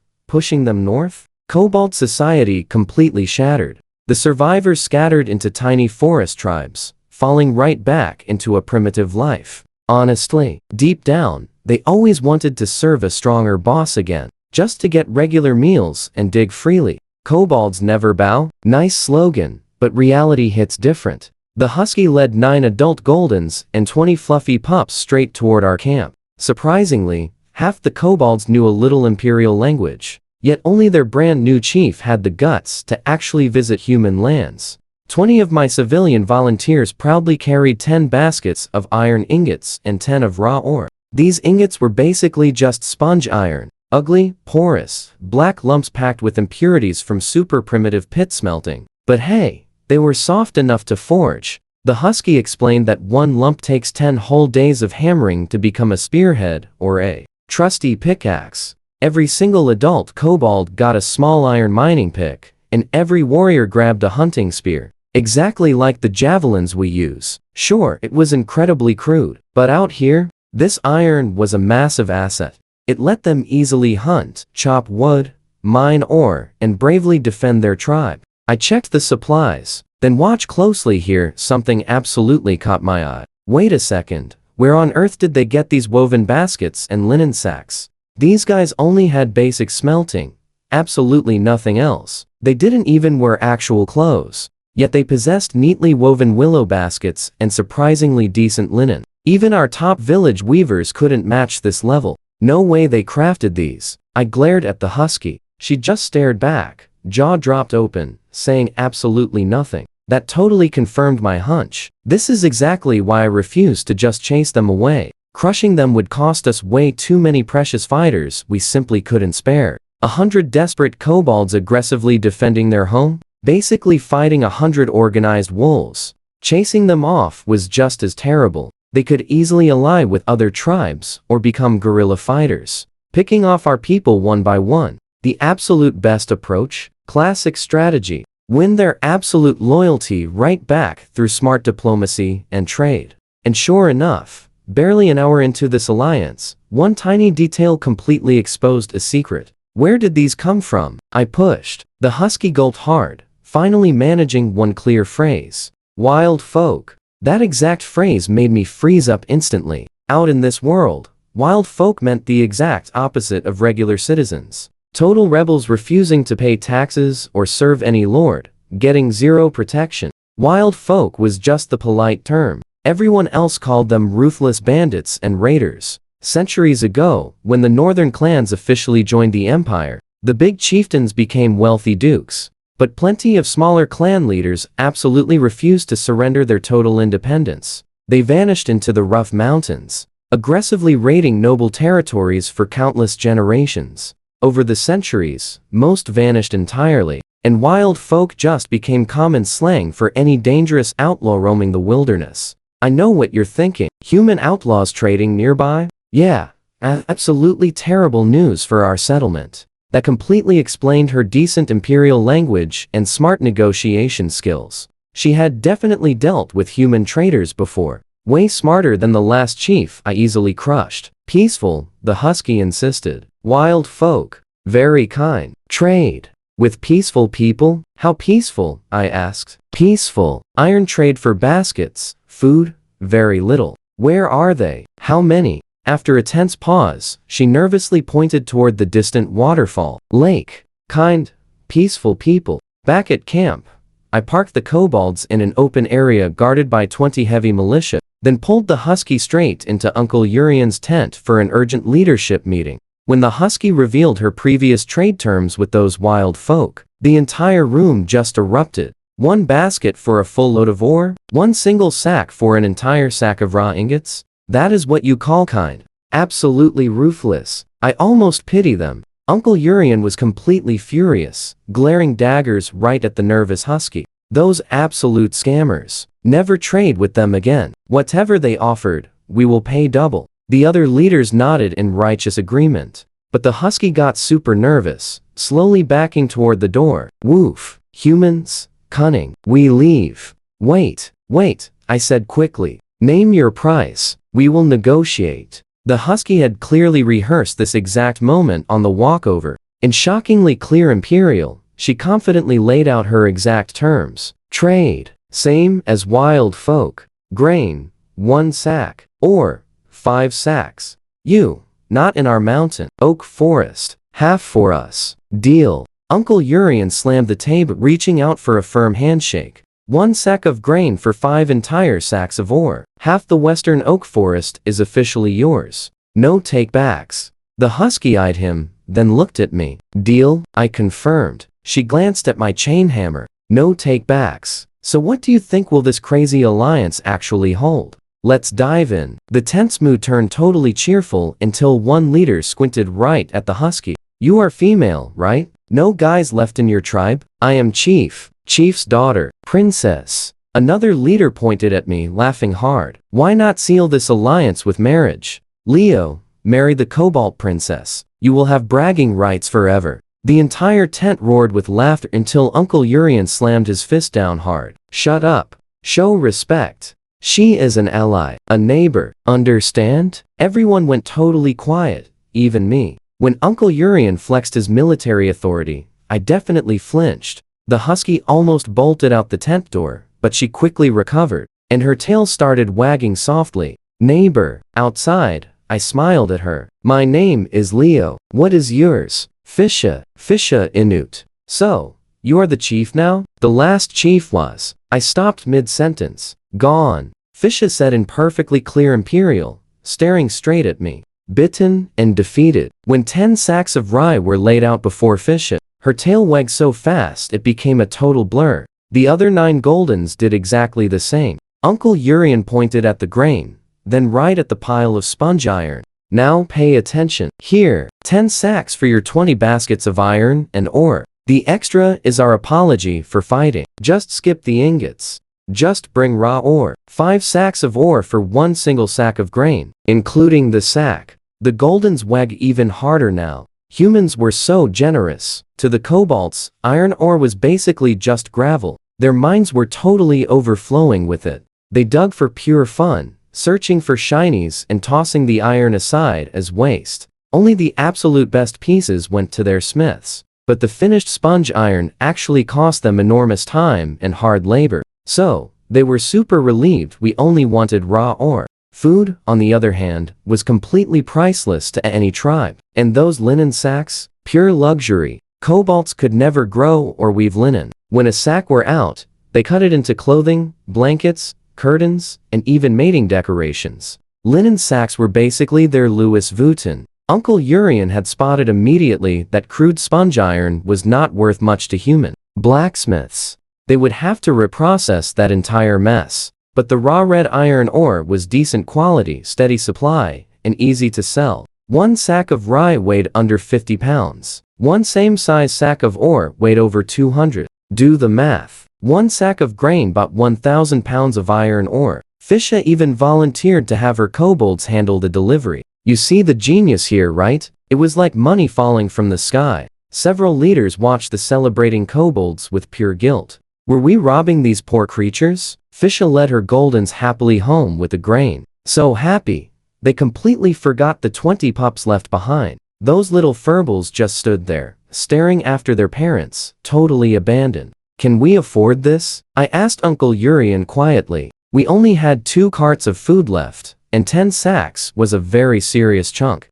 Do not worry, tomorrow I'm heading to town to sell the ore through old army buddies. He grinned. I know people, trust me. I glanced toward the distant waterfall. The wild folk were definitely still out there. They are peaceful people. Soon, sharp whistles came from the western forest. A huge line of kobolds emerged, carrying heavy baskets of ore. About 20 had baskets, the rest balancing head-sized rocks right on top of their skulls. They stopped at the tree line, growling nervously as our people approached. Cannot blame them. We had defeated their warriors and chief recently. Under Fish's direction, they carefully filled 5 linen sacks with ore, about 1,000 pounds total, everything they brought. Then 20 pairs of big, shiny dog eyes locked onto me, full of hope. I walked over and dropped 1 sack of rye at Fish's feet. 2 kobolds quickly grabbed it, sniffing and inspecting. Then they yipped to the others. The whole group erupted in dramatic howls and whimpers, like they won a war. Grain. Real grain. This tribe lost all their farming knowledge. They survived on acorns, pine nuts, wild seeds, and whatever else they could scavenge. Rye was the lowest quality grain humans grew, but these kobolds did not know or care. Dump a sack into a pot with bark, acorns, pine cones, and mouse meat. Boil it all day long, and the entire tribe ate like kings. Remove the husks first? Kobolds thought that was wasteful. Husks were delicious, commercial grain. We kobolds have finally arrived. Watching them carry the rye home in absolute triumph. Carefully retrieving their empty ore sacks too, I breathed easier. The kobold threat was handled for now. But I was not naive enough to think 20 pup hostages and a trade deal guaranteed lasting peace. In the short time I had been watching, it was totally obvious. Most kobolds could not even tell which pups were their own children. They simply did not care. The only real guarantee of peace was strength. Now, here is where we leave things. Back at camp, the guards looked absolutely miserable. What do we do with these? They chewed the pig pen. With no adult kobolds around, we tossed the 20 pups into a freshly built enclosure, originally constructed by some young guy trying to impress a pretty widow named Agata. She had carried 2 baby pigs 1,000 miles south, sleeping with them in her blankets every single night. Stick with me here. Leo tried stealing them repeatedly, but failed miserably. The pigs still crashed in her tent, conveniently keeping all those hopeful bachelors far away. These pups chewed through the fence instantly, scattering across the camp in pure panic, while our angry militia chased them. They looked just like fluffy puppies, wobbling upright, tumbling, and rolling around. But get this, their baby teeth were completely grown and razor sharp. Nobody let the human kids anywhere near them. So, I stepped into their pen. A bunch of pups huddled against the fence, staring blankly at the human kids standing right on the other side. I tossed firewood down, pointed at it, bared my teeth, pointed at them, jabbed a finger at the fence, and ran a finger straight across my throat. Pure intimidation. Understand? 20 pups huddled into a terrified ball and nodded like crazy. Smart little creatures. Olivia caught me scaring the kobold pups and just laughed. Pathetic. A grown man bullying babies. I fired back. Babies? Your babies live with pigs. These are your new kids, I said. Raise them well. If even one drops, the whole kobold tribe might totally revolt. I pointed at Olivia and ordered the pups, say mama. Mama, mama. She rolled her eyes hard, but actually crouched down to talk to them. Too bad they only acted smart when I threatened them. With Olivia, all they could do was endlessly yell mama. The next morning, Uncle Urian rode a donkey with 2 militia members and a sack of iron ore. heading straight for the nearest town, Eisenball. It sat perfectly at the crossroads of World Tree Road and the Onzeno River, a small, yet seriously busy trading hub. World Tree Road was this ancient, epic highway totally circling the legendary Grand Barrier, a massive, towering ring of cliffs right in the middle of the continent. The elves literally called it the World Tree. Now pay attention. That road stood for 10,000 years, builder totally unknown. Our whole migration followed it southwest for 1,000 miles. Without it, Uncle Urian would never have even attempted this insane journey. Everything west technically belonged to the Frella family. They were one of the 7 great count families answering to the northern Grand Duke. But honestly, humans only held the eastern edge. Those deep forests and towering mountains? Still completely wild territory, packed with beasts and tribes. Northern politics were surprisingly simple compared to the rest of the vast empire. No barons or viscounts, just the Grand Duke, 7 counts holding kingdom-sized territories, and their loyal knights. Centuries ago, the empire tried planting smaller nobles here to weaken the counts. But those weak lords? Completely wiped out in just 1 generation. The north strictly belonged to its ancient families. Eisenball sat about 100 miles from our camp, 30 miles of wild land to the watchtower, then 60 miles east along World Tree Road. That town held the only bridge crossing the upper Onzeno, plus a shipping route running straight to the major northern city of Alanik. Most trade between the west and north flowed right through there. With Uncle Urian gone, I confidently stepped up to run the show. Nobody listened. The construction and farming crews had veteran leaders who treated my brilliant suggestions like total background noise. Camp management was purely Olivia's territory, from handing out food to stopping kids from fighting. She was the only literate person among us, controlling all the money and actually knowing how to do complex math. You saw this coming, right? To these exhausted villagers, this 16-year-old girl was basically a goddess of wisdom. Her word was absolute law. She walked around the camp with a flock of kobold pups waddling right behind her, like baby chicks following their mother hen. 2 days passed. My only real achievements besides training? Using pure muscle and threats to make everyone use the new latrines instead of messing up the camp. Uncle Urian returned that second afternoon. Immediately, he made the guys build a rough wooden dock by the river. Then, he ordered every piece of ore moved to the bank. In just 2 days, the hyped-up kobolds delivered nearly 10 tons of ore. They happily traded it for 20 sacks of rye. The entire tribe went into an absolute mining frenzy. Honestly, if Uncle Urian returned any later, Olivia would have fully cut off their trade. We were dangerously low on grain. "A boat is coming?" I asked, looking at the dock. Then it hit me. The Onzeno River crossed the whole north. Trust me, you and I know what this means. With boats, we could reach Eisenball, Alanak, or even the sea. But obviously, we needed boats first. Uncle Urian just gave me this smug look, saying nothing. He stood on that dock like a grand admiral. Half an hour of freezing river wind later, he was shivering and quickly retreated back into the camp. "Watch the river. When you see boats, come get me." So, Little Mouse and I just fished from that wooden dock for over an hour. As the sky went dark, 4 small boats finally appeared from downstream. Typical Onzeno River fishing boats. Barely 5 meters long, carrying maybe 500 pounds of fish. Not a lot, but hey, we didn't even own a raft. That first boat was completely packed with people. The other 3 were completely loaded with cargo, each manned by just 2 fishermen using oars and poles. I sent her fetching Uncle Yuri and waited dockside. The first boat suddenly bumped the wooden planks, and I quickly caught the rope, tying it securely. Welcoming them, the first guy stepping ashore was a super tall, golden-haired, blue-eyed knight. A totally classic northerner, but his gear was on another epic level. Thin steel plates mounted on hardened black leather, polished like a literal mirror, with soft inner leather just peeking out the shiny edges. Black bearskin guards covered his shoulders, and those wool cuffs flexed solid gold embroidery. A massive 2-handed knight sword hung back there, plus a thigh dagger. I stared at his epic gear with just pure, naked envy. You saw that too, right? Sleek, almost futuristic armor, completely destroying my clunky medieval plate expectations. Meanwhile, really looked like a bargain bin barbarian rocking messy fur scraps.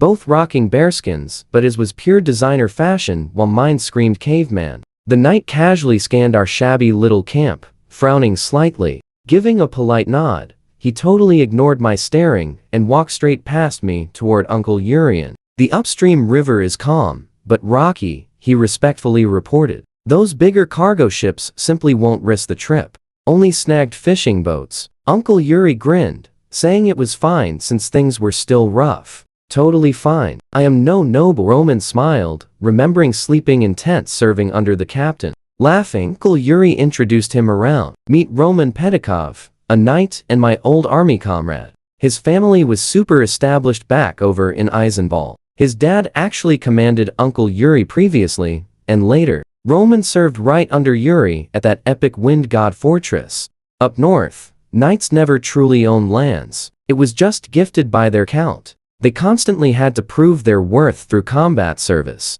or literally risk losing absolutely everything. Surviving like this for over 100 years, sending sons to the army. They controlled 4 whole knight territories right near Eisenball. A huge local family. And here is my daughter Olivia. Yuri smiled. His eyes were already locked in, surrounded by savage-looking villagers. Olivia really stood out, like a bright flower blooming in total wasteland. Good day, my lady. Roman placed a hand on his chest, bowing gracefully. Startled like a little rabbit, she bobbed twice, awkwardly sticking her hand out, completely mixing up high society etiquette. Roman just smiled warmly. Smooth, composed, absolute, noble energy. Blushing, Olivia yanked her hand back, hiding. And my nephew Leo Mondo. Hello there, Roman. I practically cheered. He just nodded once. Rude staring, zero manners, clearly an uneducated peasant boy, totally dismissed. Inside the tent later, Roman frowned hard. Captain, this is your pioneer territory. What do you think? Not exactly what the letter said. You mentioned 1,000 settlers and a trained militia handling those local threats. So what do we make of this? A massive reality check. Let's dive right into this adventure. People love their homeland. So many stayed up north. Uncle Urian casually waved it away. But hey, do not worry. Once we settle down, more waves of people will follow. We will hit 1,000 fast. In just a few years, this becomes the largest pioneer zone near Eisenball. Your father's investment will return 10 in 100-fold. Total bluff. Who willingly enters this super dangerous wilderness? Even beggars in Eisenball would reject that. My father will never be swayed by empty promises, Roman replied very diplomatically. But I truly believe in you, Captain. Beyond our agreed food and tools, I brought 20 steel swords from my own personal savings. 2 years' worth. Good lad. I knew looking after you was totally worth it. Uncle Urian beamed, then leaned in. Put in a good word with your father, okay? Tell him we are thriving here. Super strong and secure. Just slightly short on funds. A son sweet talking his dad. How hard could that possibly be? Roman shifted, looking visibly uncomfortable. I will say what I can, but my father is sharp. He will send investigators. Actually, he already sent someone.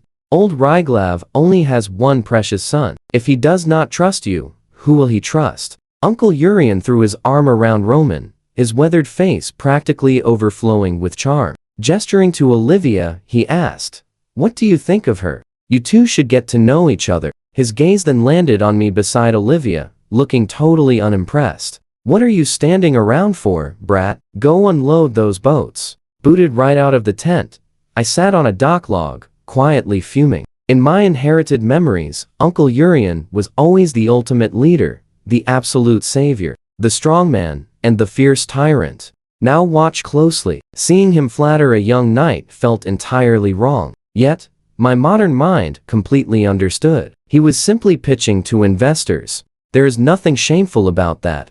Keep the nobleman happy. Supplies roll in. Everyone wins. It still felt pretty awkward though. I must be the most pathetic transmigrator in all history, I muttered quietly. Other guys wake up as rich noble heirs or legendary knight lords. I am still a wage slave, except now I get zero pay. Other heroes get magical systems, stat screens, or mysterious wise old mentors. What did I actually get? A simple mind and an ancestry that drops my intelligence. The river route to Eisenball was shallow, rocky, and filled with forks, usable only by tiny fishing boats steered by local fishermen who spent lifetimes navigating it. Large-scale river trade was not happening anytime soon. The real lifeline would be a land path through 30 miles of forest to the western watchtower, connecting us to the World Tree Road.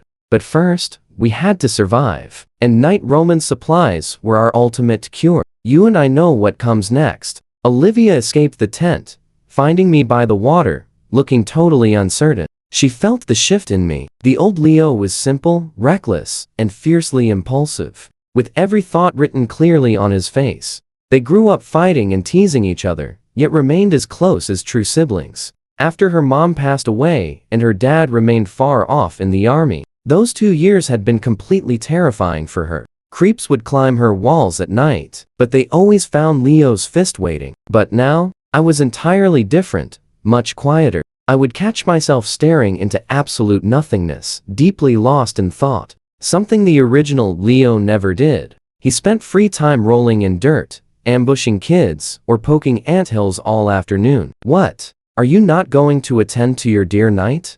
I snapped, the old Leo's fiery instinct taking over. Olivia grinned. You are jealous. Jealous of what? I fired back. I hear the hand kiss is strictly for married women or fiancés. Looks like Uncle Urian is selling you off. It is absolutely not like that. I just made a huge fool of myself. She learned about hand kisses from river gossip with village girls, and just stuck her hand out in pure panic. She playfully acted upset. First time meeting a knight, and I completely botched the royal etiquette. How embarrassing. Though he is rather handsome and elegant, maybe marrying him would not be so bad. I playfully lunged for her hand. Then I will kiss it too. Get away from me. She laughed loudly, bracing on rocks, kicking wildly to keep me back. After the fun faded out, she fixed her hair, studied me, and confirmed I was still the old him. Then, taking a brave, shy breath, she gently held out her hand to me. I stared right at it, eyes narrowing. Before she could react, I playfully slapped her hand as hard as possible and bolted away, cackling loudly. You absolute animal.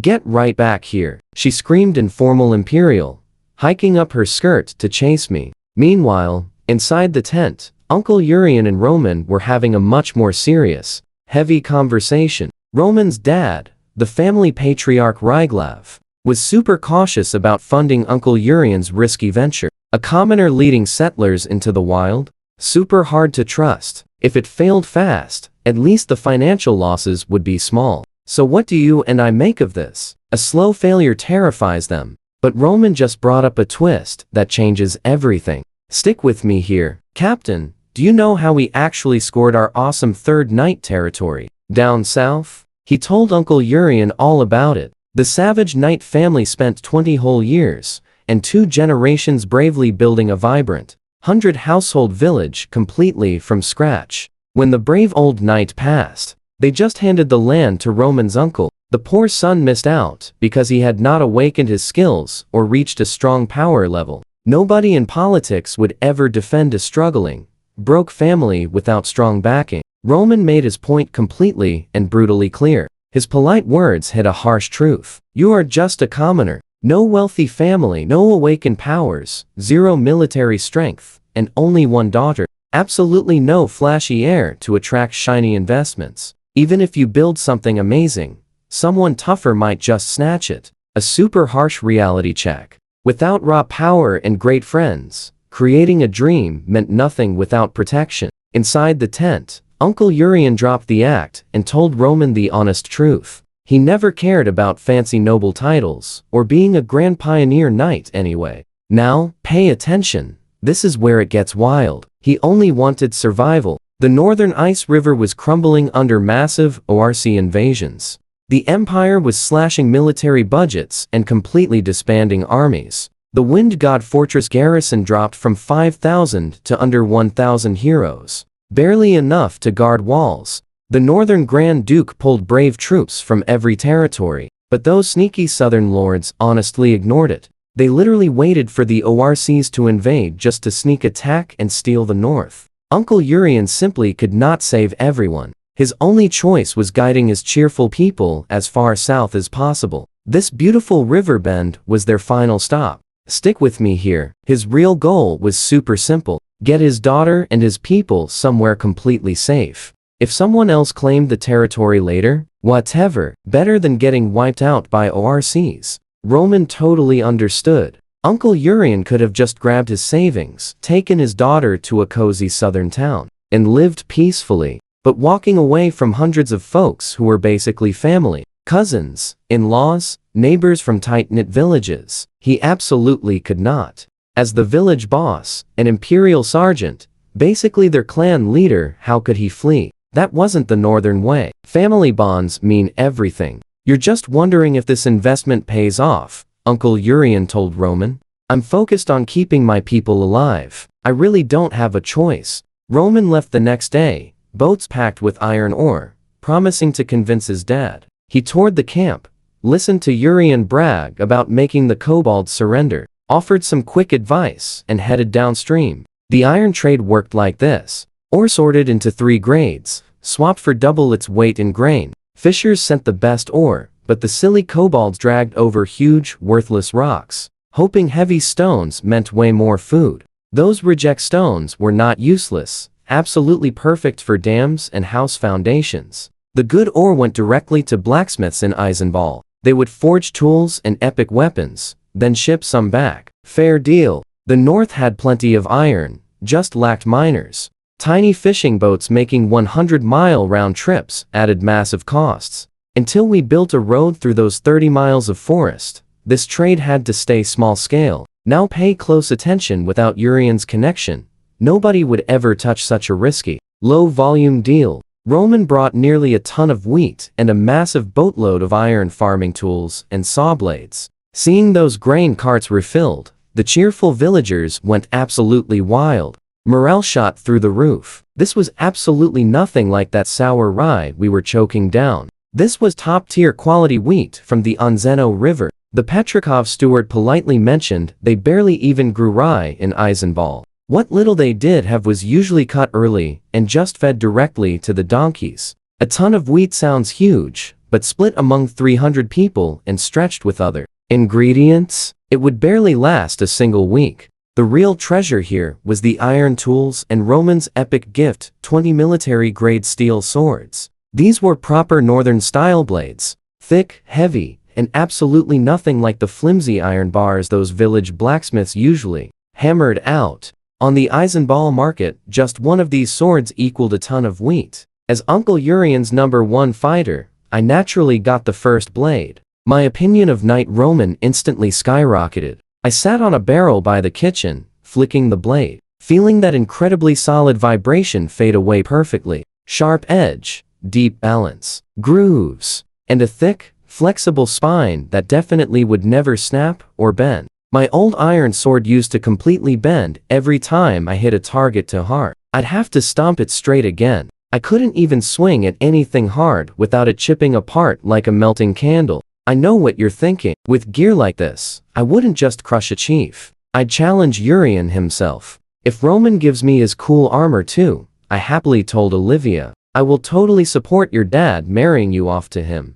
You're completely disgusting, she said, not looking up from her inventory. Some little kobold pups hiding under her skirt sensed her annoyance and actually poked their heads out to bark. I glared hard, and they instantly vanished back underneath the fabric. Thanks to Roman's awesome iron tools, work sped up incredibly fast. Before this, we barely had enough hose for everyone. Half the workers were literally breaking ground with their bare hands or using tiny cobalt pickaxes. When it was finally time to cut trees for building, the total lack of tools was crippling. No saws, no proper axes. Those western forest trees were incredibly massive, way too thick for 2 people even wrap their arms around. So, I cheerfully joined the morning logging crew with my shiny new tools and super high spirits. But after spending the entire morning helping to cut and haul back just one single tree, my enthusiasm was completely crushed.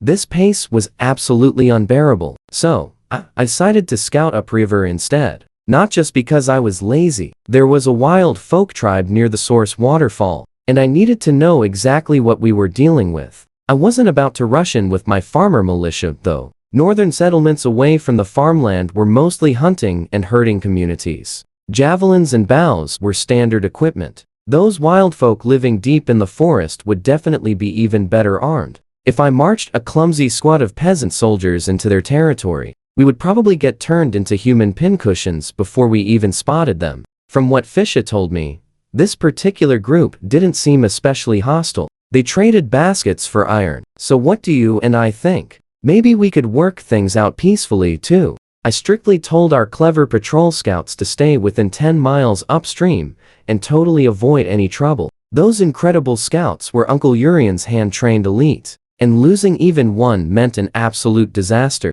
But their high skills meant meeting wild folks. Anyone getting hurt would create permanent enemies. That very first contact absolutely had to be perfect. Being the camp's second best smooth talker, right after Uncle Urian, I bravely went myself. I happily followed the Enzino upstream. The terrain grew wildly steep and rocky. The river split into narrow, exciting rapids between jagged boulders, splashing tiny waterfalls every few hundred meters. After 10 miles, I heard a mysterious sound and quickly ducked into the shadows. Down on a gravel bank, young kobolds splashed in the shallows, excitedly stabbing the water with wooden spears. One thrust hard, but caught totally nothing. It barked in frustration, then its buddy squealed with pure joy, catching a big wriggling black fish on its spear tip. That super lucky kobold bit straight into the yummy fish, happily taking a huge bite. Instantly, the others tackled him. In 10 seconds that fish vanished, just a few tiny scraps dissolving into the river current. These were basically teenagers who got completely bored hauling ore and playfully snuck off to fish. Just reckless teenagers. I crouched down, grabbed a stone, grinning, totally ready to teach them a quick lesson about wilderness awareness. Then I froze. A chill hit. Every instinct screamed danger. I looked up. On a huge boulder stood a tall figure, staring at me. He wore stitched animal hides. A full wolf skull acted as his epic helmet, hiding his face. Tilting forward, he looked exactly like a fierce two-legged wolf. Sharp beast teeth and bone shards covered his wrists. Not just decorations, but truly functional epic armor and weapons. 2 axes hung at his belt. A massive longbow and a quiver rested perfectly on his back. Let's pause right here. A white bone spear sat beside him. He looked exactly like a crazy video game barbarian, but so much more terrifying than any fake costume. The power gap between us was literally like a deer facing a giant wolf. We dressed similarly, but his aura radiated pure danger. We intensely stared at each other across the river. Those totally oblivious kobolds kept splashing between us. Realizing he wasn't grabbing a weapon, I quickly dropped my silly stone and peacefully raised both my palms. I stood up and flashed him my best, friendliest smile. The stone clattered down the rocks, splashing loudly. The kobolds finally looked up, spotted the hunter, and instantly scrambled backward, nervously hiding their wooden spears. They wouldn't even dare point anything in his direction. One tiny kobold, barely 3 feet tall, bravely bared its teeth and instantly got loudly bonked by its buddy. It deflated. The hunter waved a hand. The kobolds quickly fled into the forest like startled birds. Truly fascinating. They feared him, but not for their absolute safety. Like kids caught by a strict elder, just worried about a scolding. Once the kobolds left, the mysterious hunter studied me once more, stepped back, and silently vanished behind a boulder. Too bad. You and I will catch him in the next adventure. Let's dive in. I watched that wild folk hunter vanish, not following him. His silent warning was crystal clear. One freezing glare basically said, "Stop right here. Next time, no more warnings." Honestly, I wasn't going to push it. Growing up half wild gave this body insane instincts, and every nerve screamed that this guy was pure danger. These wild folk lived in forests packed with angry tribes, massive predators, and totally magical beasts.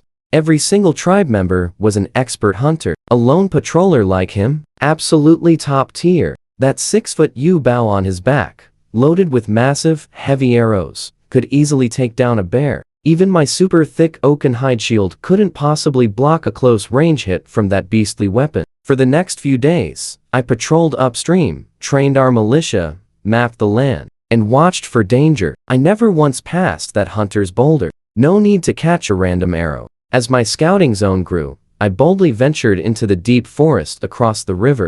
The wildlife here was incredibly dense, and weird tracks I'd never seen started appearing. Was this a wild boar? Since when did boars have flat feet? Plus, somebody was chasing it. I sketched every weird print to show Uncle Yuri later. He'd definitely know. Then, a massive track froze me in place.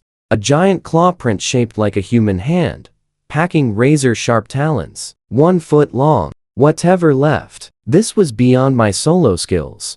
Pay attention here. Time to grab help. I turned around, and the ground started shaking. Trees swayed far away. Something huge was charging. I scrambled 30 feet up a pine tree before looking down. A colossal, yellowish-brown beast crashed through the woods below, over 10 feet long, sprinting past in panic. Stick with me here. Its hip barely grazed my tree passing by, and the trunk shook so hard I almost fell. Behind it charged 4 wild boars sporting single rhino horns, grunting and snorting in wild pursuit. Turn around and fight them, you total coward. All 4 combined don't weigh half as much as you. These boars were massive, literally the size of small rhinos charging ahead. But next to this van-sized beast, they looked like tiny piglets chasing their mom. I totally could not understand its extreme fear. I waited a minute, then 4 burly humanoid figures jogged past below, tracking the giant beast's muddy trail. They stood around 5'8",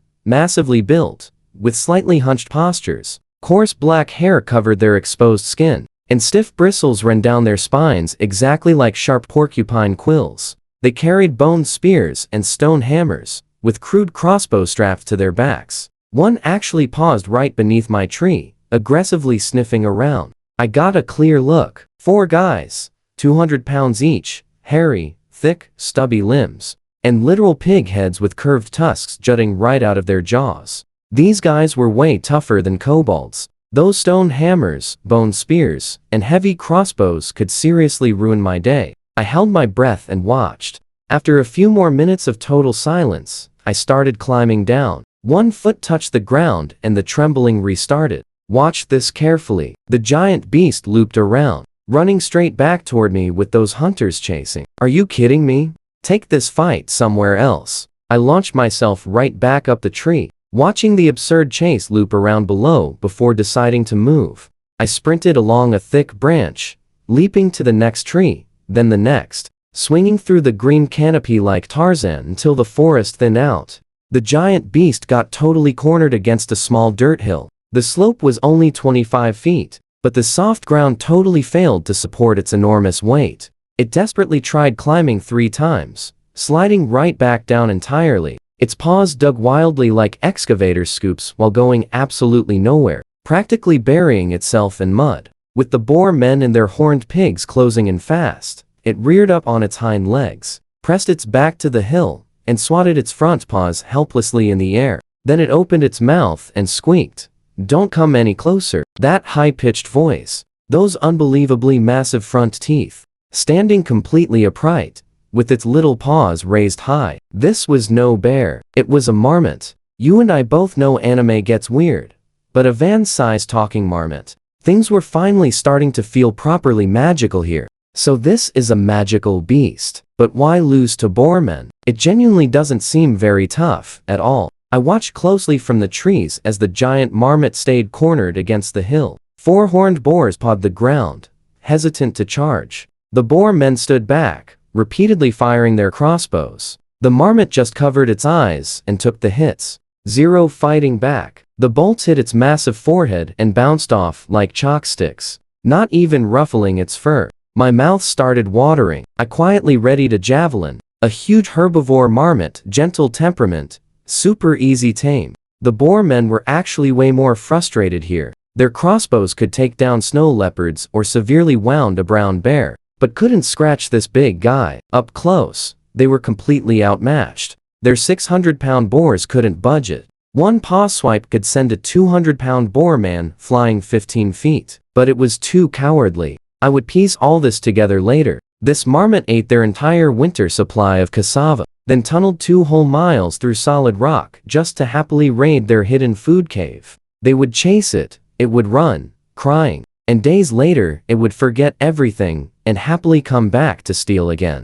One boar man dropped his weapon, pulling out flint and a torch to try fire. That is exactly when I threw my javelin. It flew right from the tree line and struck clean into the boar man's thick neck, taking him out of the fight instantly. He grabbed the wound, tried to pull the spear, swayed once, and completely passed out. The other three panicked, ducking behind the trees. One sent a horned boar heavily sniffing toward my throwing spot. The beast circled around and safely looped back toward its own master. Way too late. I launched another javelin from above, pinning the boar man's foot securely. He shrieked wildly, firing a totally random crossbow shot before desperately ripping the spear right out and quickly crawling away. The marmot saw the utter chaos and suddenly found courage. It waved its curved claws high in the air, making fierce little baby screams, adorably threatening the remaining boars into slowly backing far away. Caught completely between me and the marmot,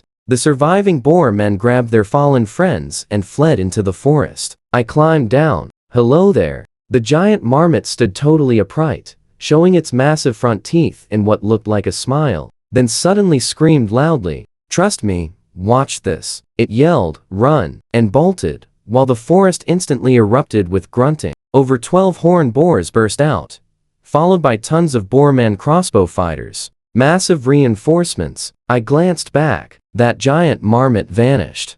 I totally sprinted, reaching the Onzino River. Those furious boar fighters were left in the dust. 2 crossbow bolts were completely jammed into my shield from that first attack. They fired a crazy arrow storm. Those whistling thuds were terrifying. On open ground, my little shield wouldn't have saved me. Luckily, grew up outrunning bears and angry boars in the wild. Escaping was literally my greatest talent. Once those horned boars lost their master's signal, they slowed down, got totally confused, and I easily pulled away. Catching my breath on a riverside rock, I suddenly spotted that giant marmot upstream, loudly drinking from the water. Hey there, I shouted gently, not wanting to scare it. I am Leo, just a human. The marmot stood on its hind legs, over 10 feet tall, covered in thick fur and wobbling fat. It studied me curiously, speaking in the absolute cutest baby voice ever. I know what you're thinking. I am Freya, an elven druid.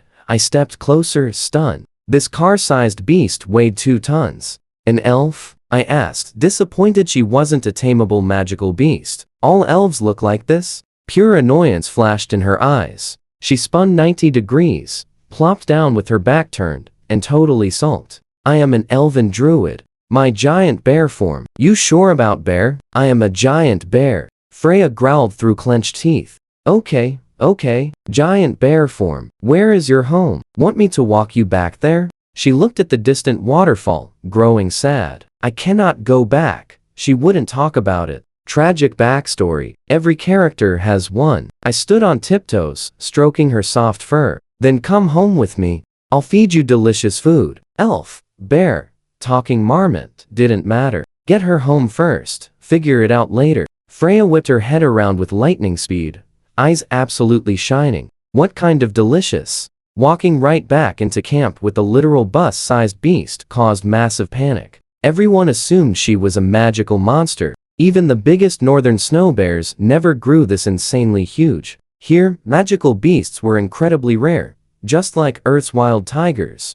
They're true apex predators, needing massive territories, and humans hunt them relentlessly. Adventure parties swarmed any sighting until the creature was defeated. Every single magical beast part was incredibly valuable. By now, even legendary dragons only survived in epic volcanoes, frozen peaks, or wild wastelands thousands of miles from human civilization. Ordinary folks normally only saw magical beasts seconds before becoming their lunch. But this huge, terrifying beast was honestly more scared than anyone. Freya kept her gigantic body squeezed behind me, hiding under my arm. The scared militia stood far away with all weapons drawn. Only little mouse bravely ran up, grabbing my leg and staring right at the giant marmot with wide, curious eyes. These 2 mice, one gigantic and one tiny, peeked at each other from behind me, sharing matching looks of nervous curiosity. That's where we leave it. Seeing no threats, Freya stood tall and cutely waddled into camp.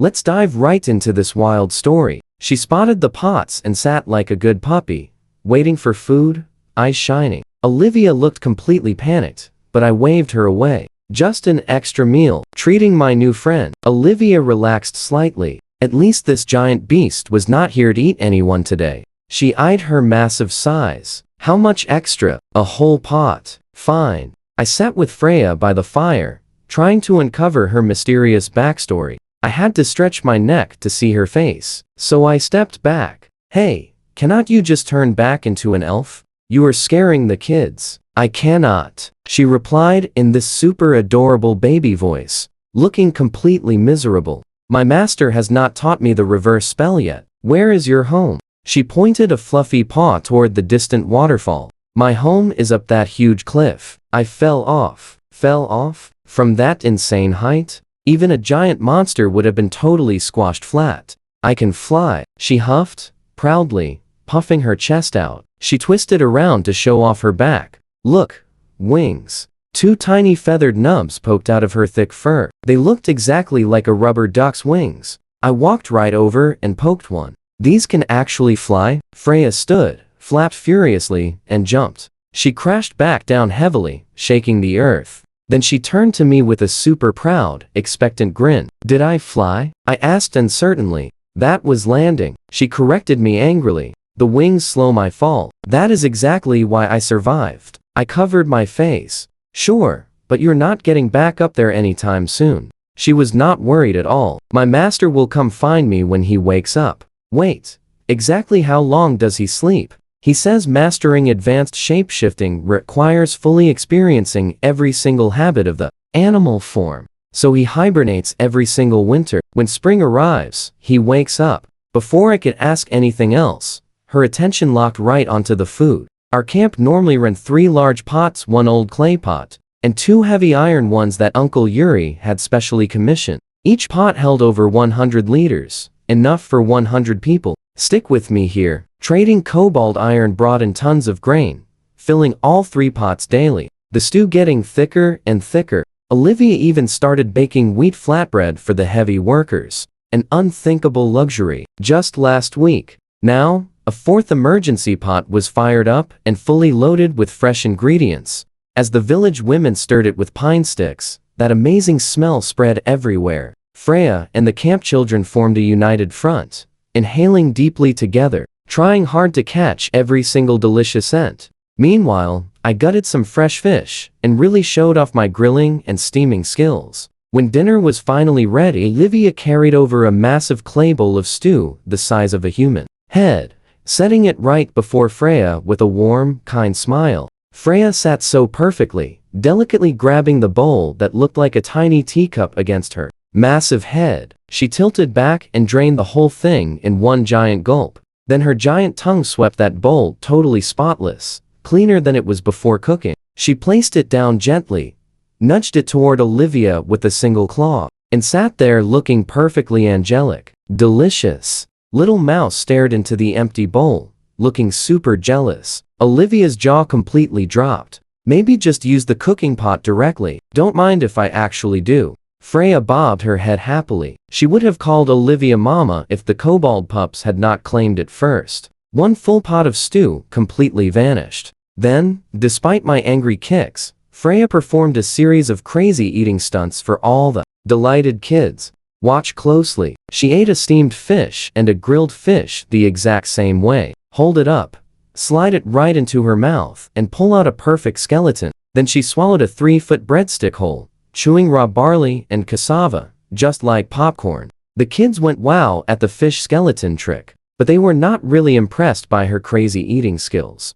They were just jealous she had any fish. I watched my carefully prepared dishes vanish into that bottomless marmot, feeling my precious status among the camp kids quickly slipping away. After dinner, everyone sprawled around the warm campfire while the village women cleaned up. The rest of the camp stayed super busy. Militia training with javelins and slings. Young men begging to spar and getting absolutely beaten up. Villagers reinforced their tents with rocks, heavy branches, and bark, turning them into solid, half-buried shelters that could easily stop stray arrows. On the highest ground, a ring of stone foundations was slowly taking shape. The Lord's Hall. Definitely not vanity. Up north, The Lord's Hall was the beating heart of any village. It served as a courthouse, warehouse, and an emergency shelter. When enemies attacked, women and kids hid behind those thick doors while the men bravely fought. Without it, we were just a basic campsite. You know the vibe. I sat there straightening little Mouse's dark hair until it stood up. Exactly.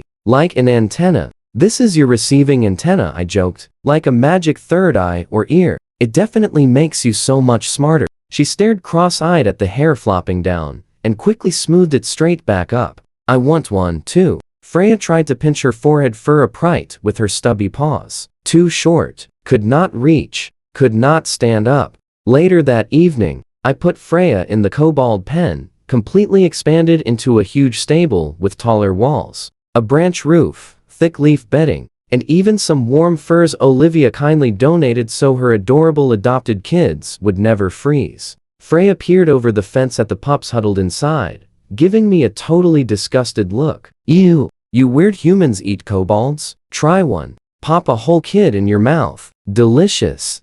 I shoved her through the gate. The pups understood enough to panic. They squealed and wildly piled on top of each other. Freya squeezed inside, flopped on her back, and took up most of the building. Not bad. After we left, Olivia grabbed my sleeve. Stop bringing random things home. She mentally ticked off the list in her head. First, I brought home a little girl and put her inside my tent. The village women all gossiped I was raising a future wife. Olivia somehow swallowed her intense anger because at least I saved a life. And once little Mouse was fully cleaned up and happily fed, she became a totally cute kid instead of a mud cake skeleton with sunken eyes and poison green skin from eating way too many toxic bugs and bitter roots. Then the kobold pups. They ate everything, pooped everywhere, but were extremely obedient and cute, following Olivia around and loudly yelling mama, which she secretly really enjoyed. You and I both know she cannot answer that. I picked my nose, shrugging at the 2-ton marmot eating full pots. Which one should I get rid of? Olivia froze, tortured by the choice, and said nothing. Early next morning, she furiously dragged me out of the tent. By my ear, look at what your giant thing just did. Outside camp, Freya sat all alone at the edge of the fields, ears sadly drooping, paws folded over her dirty belly. She looked like a 4,000-pound husky knowing it was bad. The freshly plowed farmland was totally destroyed. Giant holes and tunnels everywhere. The soil our plows had carefully loosened was now compressed way harder than before under her massive, heavy weight. The tired villagers were already out there, filling craters and tilling crushed earth. Come along with me. The villagers were terrified of the giant beast, making Freya feel awful. Fun fact I really should have remembered. Marmots are absolute menaces. What on earth did you do? I yelled. I just wanted to help, she whined softly. Waking up before dawn, she felt super guilty about eating everything and tried copying the farmers by digging dirt. But whatever, her front paws loosened. Her heavy back legs completely flattened. She just spun in circles, making a massive mess. By sunrise, 2 whole acres, totally ruined. When the villagers finally found her, she had completely forgotten her goal and was happily splashing around in a giant mud pit. I mentally labeled her a problem child. But honestly, you cannot punish a massive creature that could literally flatten you with a single sneeze. So I forced a smile and waved her over. Come here, is it eating time? Freya instantly jumped up, her eyes sparkling with pure hope. I guided the huge marmot northwest, right to where the big irrigation ditch was currently under construction. Just 20 feet away, past the steep dirt slope, the upper Enzino River was flowing beautifully. Break through this final stretch, and the finished canal would send fresh river water rushing across the entire peninsula, hydrating over 1,000 acres. So far, 50 workers spent an entire grueling week digging and barely managed 500 meters. The trench was about 6 feet wide up top, 3 feet at the base, and plunging 6 feet deep. A basic trapezoid. Uncle Yuri originally planned to cut a canal clean across the peninsula, literally turning the whole place into a safe island. Build walls along those banks later, and boom, a totally secure fortress farm, safe from monsters. But that epic dream needed 1,000 workers. Right now, we just needed 2 kilometers connecting some small lakes to drain the northern swamps. See this ditch here? I pointed from the end toward the far-off hillside. Can you dig from here to those rocks? Digging? Oh, I am the absolute best at digging. Freya took some test swipes, glancing up to ensure I wasn't mad. When I cheered her on, she went totally wild, belly flopping into the dirt. Her massive front claws became an absolute blur. Hard clay, soft sand, everything instantly shattered like foam under those razor-sharp claws. Now pay close attention. Here, dirt sprayed like a fountain while the ditch grew insanely fast. This was no pest. This was an excavator, a medieval bulldozer. Honestly, she acted more like a wild harvesting machine. All four paws spinning wildly, solid earth and heavy rocks vanished instantly, exploding out behind her like crazy. Tongue flapping, eyes completely wild. She dug exactly like an energetic husky suddenly unleashed in a giant backyard. By the time the crew finally arrived, Freya had pushed forward dozens of meters. 50 men just stood there getting pelted by flying dirt clods, amazed as a trench materialized faster than they could dig all day. What are you standing around for? Get moving. Uncle Yuri quickly snapped them into action, hauling dirt, shoring the walls, working fast before groundwater seeped in and ruined the fresh trench. Just last night, he wanted to banish this food-stealing druid. Now, he fully wanted to serve her a second giant breakfast. He sneaked up beside me, grinning brightly. Where did you find this giant rat? Such a worker. She is a giant bear. A giant bear, druid, I corrected firmly. Yeah, big bear. Honestly, he would call her a chinchilla if she kept digging. I described my wild encounter with the boarmen, their massive size, dangerous weapons, crossbows, and tusked faces. Uncle Yuri instantly dropped his carefree attitude. As a veteran scout, he could perfectly estimate any tribe's strength from mere descriptions alone.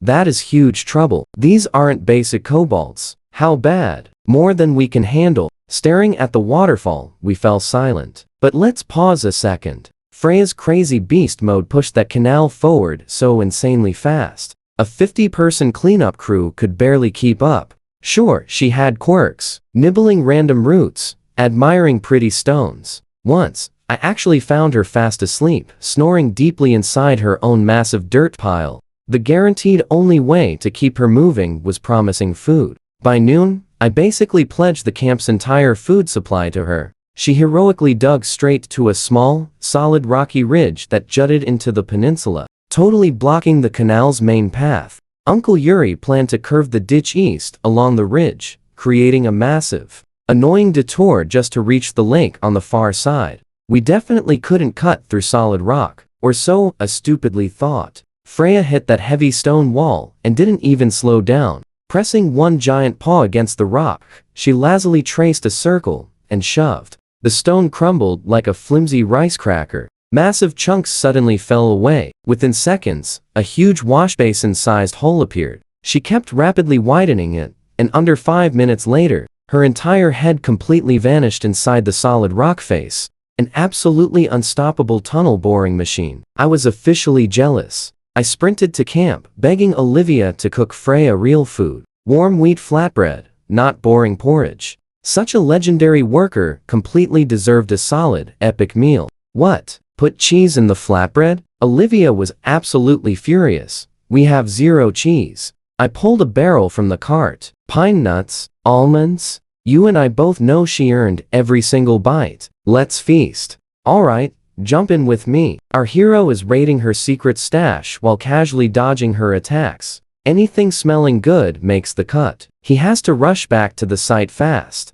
If left totally alone, Freya would just straight up quit. And just as expected, arriving there, she completely stopped digging. She stands near the canal, just staring at some kobolds who are totally frozen in fear from the giant beast. Fisha is right there, sporting her classic black and white fur. Dropping off iron ore is basically their everyday normal routine now. The crazy rush slowed down once easy surface ore vanished. Most kobolds actually just prefer hunting or digging up their absolute favorite shiny rocks. But Fisha loyally shows up twice daily, trading for grain. Her tribe relies on super old school food rules. Adults eat first, while mothers, elders, and little pups get less than a third of the big warrior rations.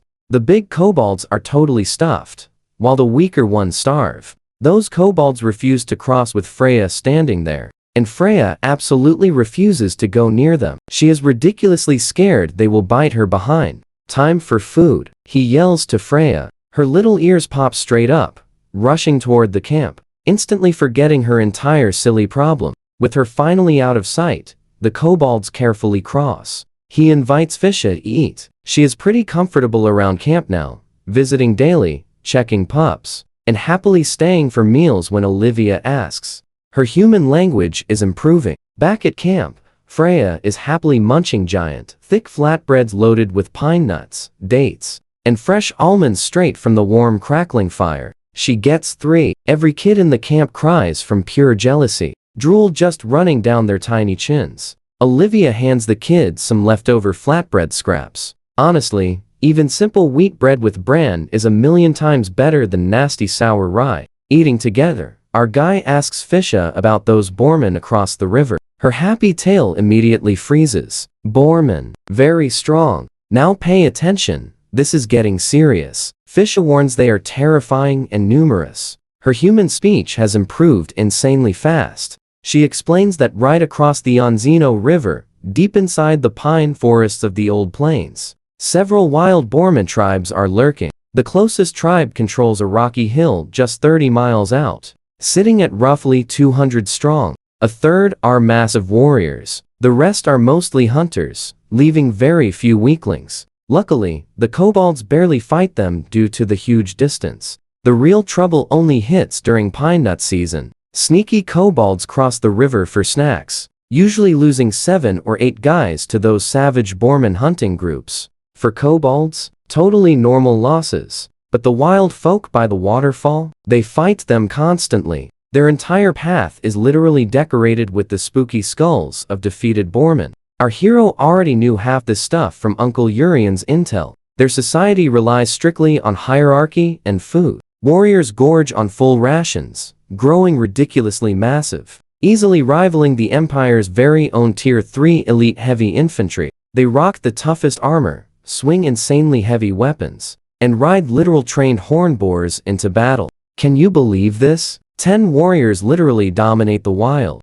Below them are just hunters, weaker guys, females, and injured veteran fighters. They survive on half rations, rocking sloppy old gear, basically acting as total cannon fodder or simple cover fire during big wild battles. Noticeably smaller than true warriors, they still easily tower over humans. Down at the absolute bottom, the weak and elderly, surviving on tiny scrap rations, barely enough to keep them alive. Almost every single wild tribe follows this exact brutal system. It sounds completely unfair, but it totally maximizes wild fighting power. Boarmen are insanely brutal, purely aggressive, attacking literally anything, even their very own people. These absolute monsters will happily eat literally anything. Wherever they decide to settle down, nothing within 30 miles is safe plants or animals. So, do the wild folk fight them on the regular? He zeroes in on the juiciest detail from Fisha. Boarmen are strong.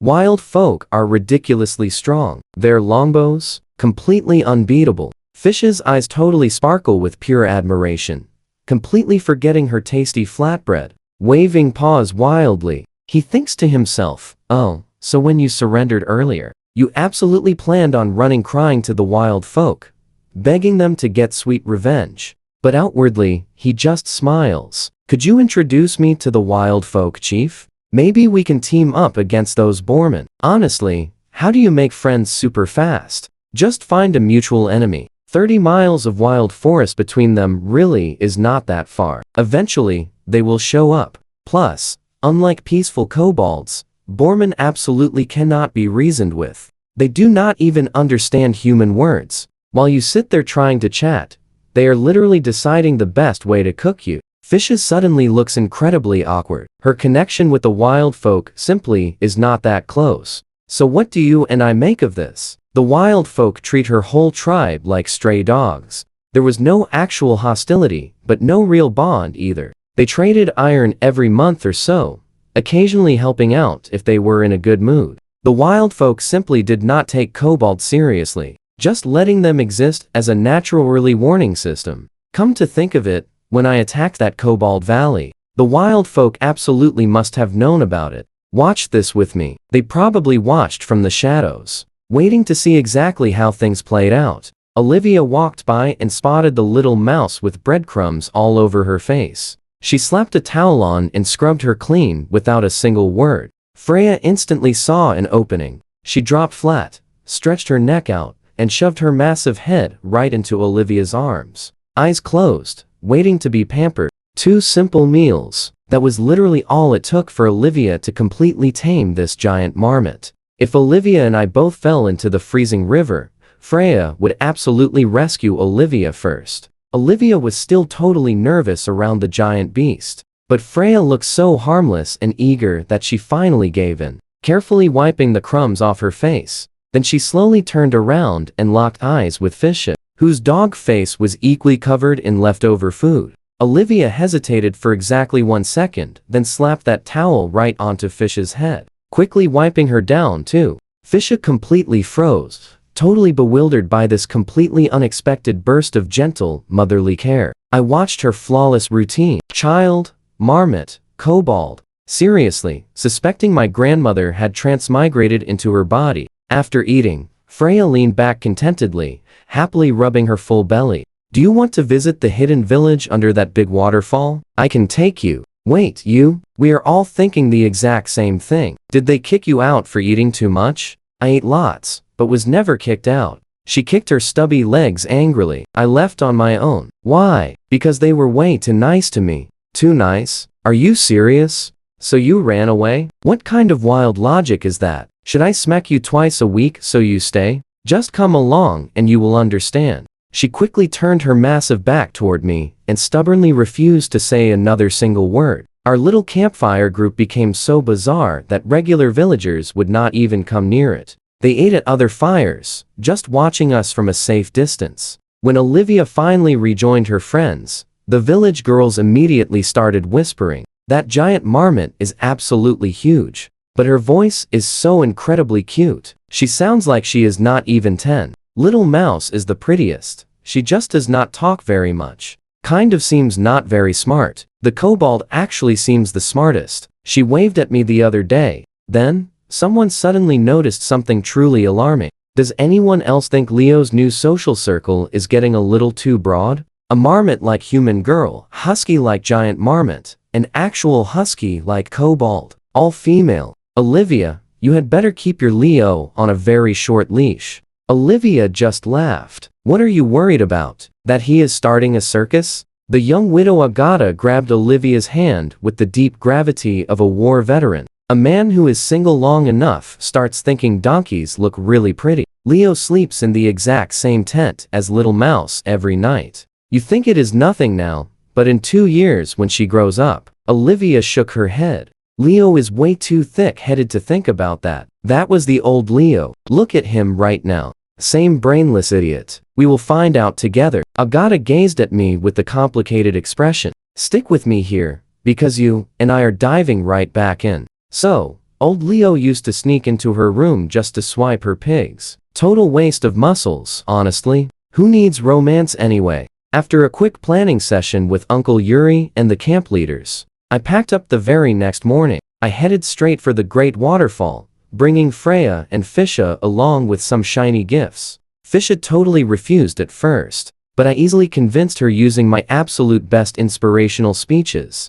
Shared rivals, totally united fronts, pushing back the wild, advancing civilization. Just a few sentences later, she felt the massive historical destiny of her entire species on her shoulders. Plus, I brought her for purely practical reasons. The wild folk usually attack first and skip the questions entirely. With familiar, friendly faces walking right beside me, I was way less likely to get struck, even showing up totally uninvited, if they actually recognized half the people in your squad. A massive brawl simply wasn't going to break out today. We left the peninsula, hiking straight upstream. I held a wooden crate of gifts, Fisha trotted right beside me, and Freya bounced around like an oversized puppy. She dug trenches all yesterday, easily outworking 100 guys, showing zero fatigue today. She plunged into freezing pools to catch fish in her mouth, rattled massive trees, hoping squirrels might drop down, and eventually just flopped super dramatically right onto the dirt. Oh no, I totally tripped. Ow, carry me. She raised her little paws. I completely ignored her. She just grumbled loudly and kept on following. Fisha watched Freya with pure jealousy. That size, crazy strength, thick fur. She could survive anywhere without fear. Why did some huskies get all the epic upgrades? We finally stopped at the exact boulder where I first spotted that hunter. I dropped the heavy crate and waited. Within minutes, sharp, echoing whistles surrounded us. Now pay attention. The tension here was real. They were signaling, checking for armies. I totally understood why they hid. Under imperial law, wild folk literally shared the exact same legal status as forest animals. Taking one down was just like hunting deer. Capturing them was somehow considered a real job. Many pioneer knights took shortcuts. Instead of building things from scratch, they would just ambush wild folk villages, steal all their farms, and skip years of hard work. For wild folk, getting discovered meant facing total ruin. No wonder they always hated outsiders. Another hunter suddenly appeared on the boulder above, wearing that wolf skull helmet and cold glare. I threw both my hands up fast. Surrender now, talk later. Just you? The hunter asked in rough, but totally understandable Imperial. I quickly glanced at Fisha and Freya, who awkwardly copied my raised hands. Just me. He jumped down, stood face to face with me for 10 full seconds, then turned to Freya and bowed very respectfully. Master, master? I stared at Freya. She proudly thumped her huge chest. Druid master. Yep, that is me. The stoic hunter never even asked why. He waved us forward, walking silently upstream. He stayed super quiet the entire hike, speaking only once during a quick break just to Freya. The village misses you. I miss them too, she replied shyly. This insane hike completely wrecked me. Absolutely no trail anywhere. Just the hunter choosing the least awful path through steep cliffs and deep forests. At least 20 miles of brutal mountains. Without a guide, any outsider would hit dead ends in literal minutes. Totally trapped by massive drops. Let that sink in for a second. The canyon wall was filled with carved holes, each holding ancient skulls of giant beasts and humanoids.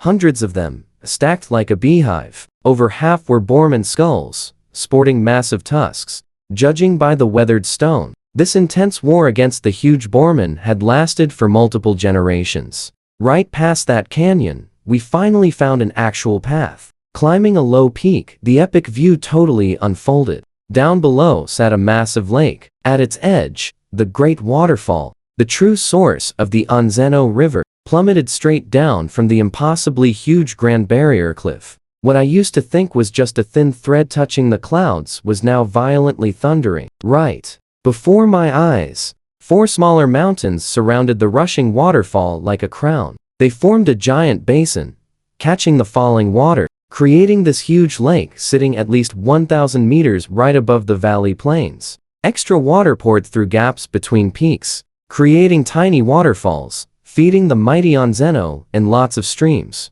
Looking back down, our entire peninsula was fully visible. Our camp, the farm fields, even the tiny ant-like figures of villagers just moving around below. My stomach totally dropped. I knew they could watch us, but seeing this proof just hit so different. We were basically fish in a bowl, thinking we were completely hidden while someone watched every single move. Which meant Fisha was actually completely right. These guys were genuinely peaceful neighbors. They could have totally ambushed our struggling camp during those early days. Easily, taking absolutely everything. The grain, tools, everyone. Many camps failed just because nearby bandits kept attacking for years, not the weather. Meanwhile, these quiet, wild folk had generously left us completely alone. What do you and I make of this? Tucked by the huge cliff sat a beautiful little village, perfectly framed by gorgeous willow trees. Stick with me. See those narrow carved mountain farms?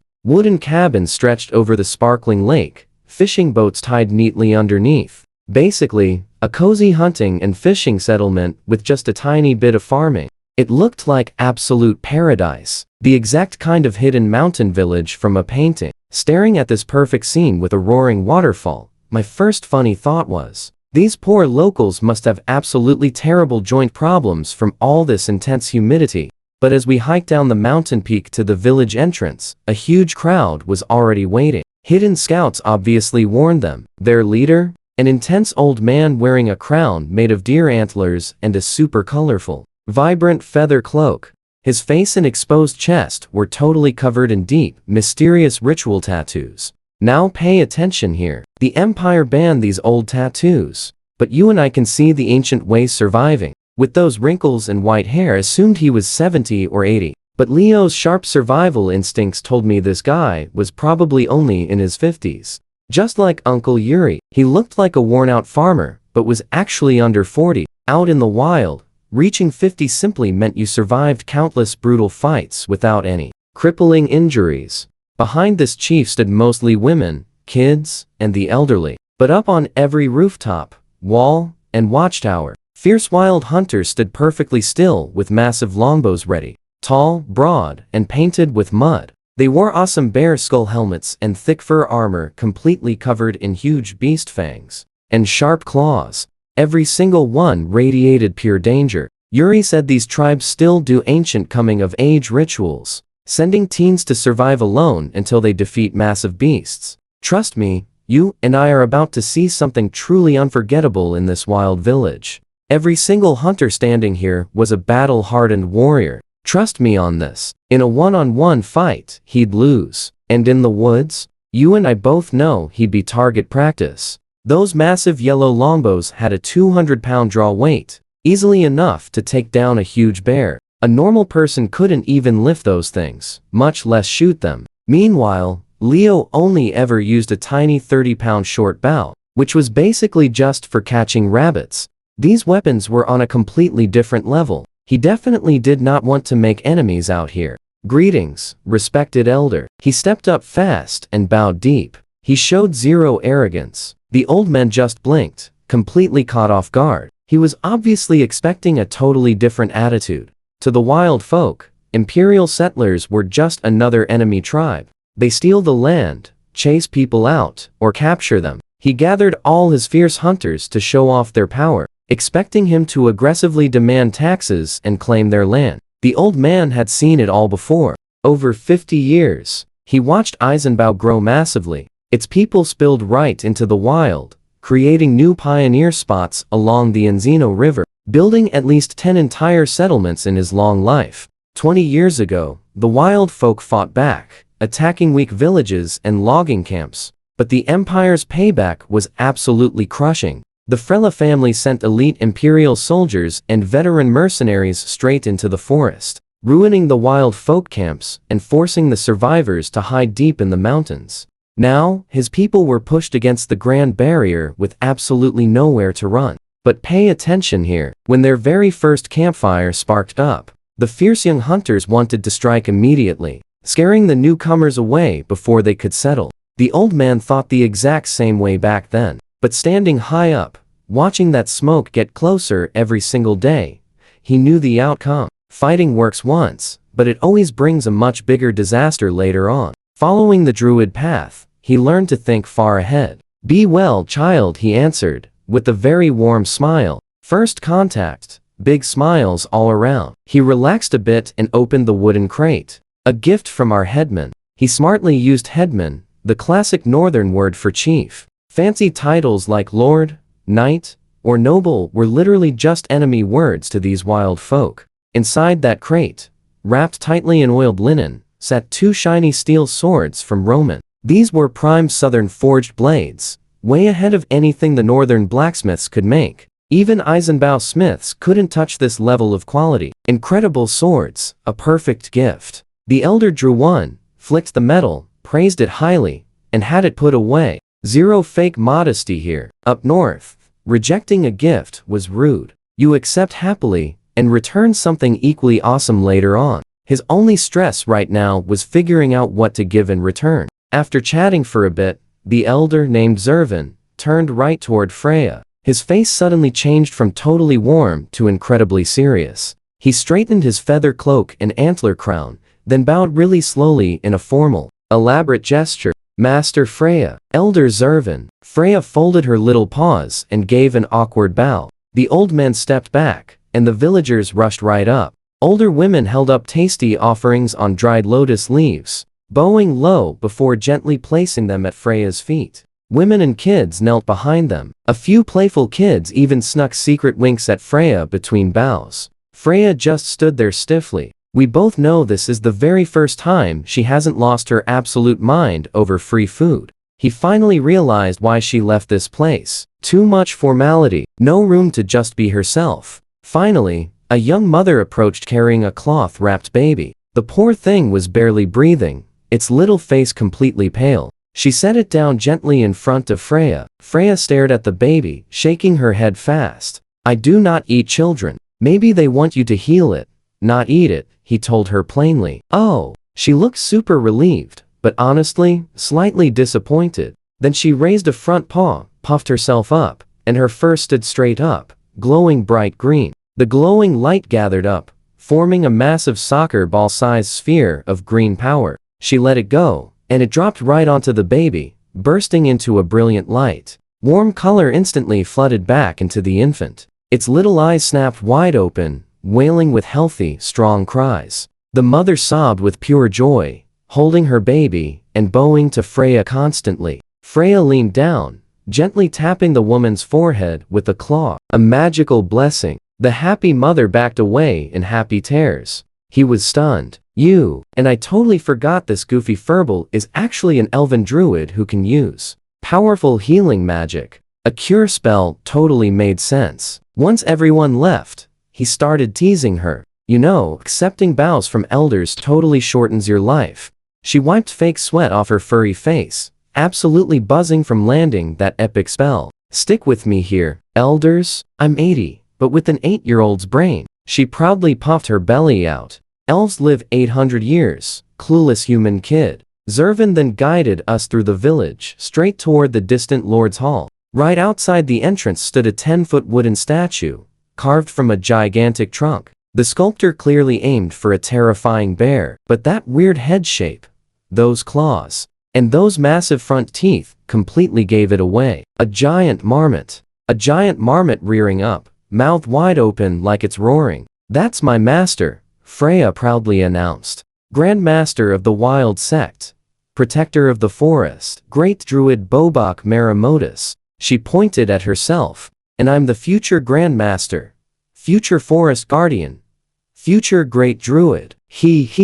Very impressive. An incredible teacher really does create an amazing student. She beamed, then accidentally dropped a giant food packet straight from her arms. It scattered everywhere. She dove flat on the ground, tongue out, frantically licking everything up. From chatting with Zervin, I actually learned this statue's whole backstory. Freya's master, the elven druid Bobok, visited here decades ago and helped this exact wild tribe. These northern people already followed shaman traditions, matching druid beliefs perfectly. So Bobok's wild teachings easily took root in their culture. To these folks, a shape-shifting elven druid was basically a living god. When Freya fell from the sky, Zervin honestly thought Bobok had returned. Turns out it was just his student. So, I fearfully asked, you fell off that cliff because you were stealing sweet honey and angry. Bee stung you? That was Zervin's version of events, and honestly, I had expected some dramatic backstory.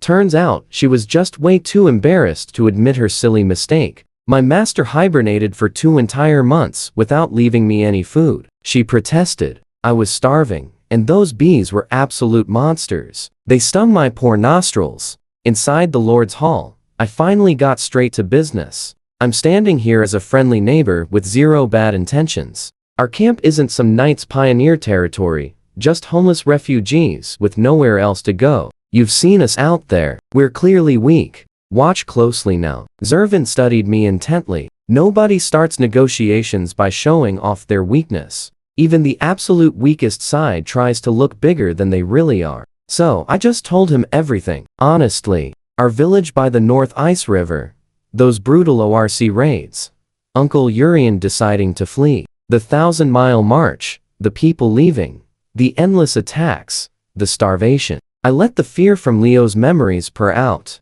Now, we've barely settled in, and we've discovered boar men nearby. They're our shared enemy. If we work together to defeat them, both of our peoples will be much safer. Zervin looked at me for a long time. Child, your honesty moves me. I'm glad this harsh suffering hasn't destroyed your people. The Basaka warmly welcome you as neighbors. He paused. But we will not join your fight. Basaka, powerful warriors wearing bearskin, was what these local wild folks actually called themselves. According to northern legend, the war god Tyre had 100 sons whose descendants formed 100 clans. The Basaka proudly traced their lineage to one of those sons, just like the great noble families traced theirs to others. Why not? I strongly pressed. Clearing this threat together would give both our peoples more room to survive. Child, the enemies of the wilderness can never be completely wiped out. Zervin spoke very patiently. Drive away one boar man tribe,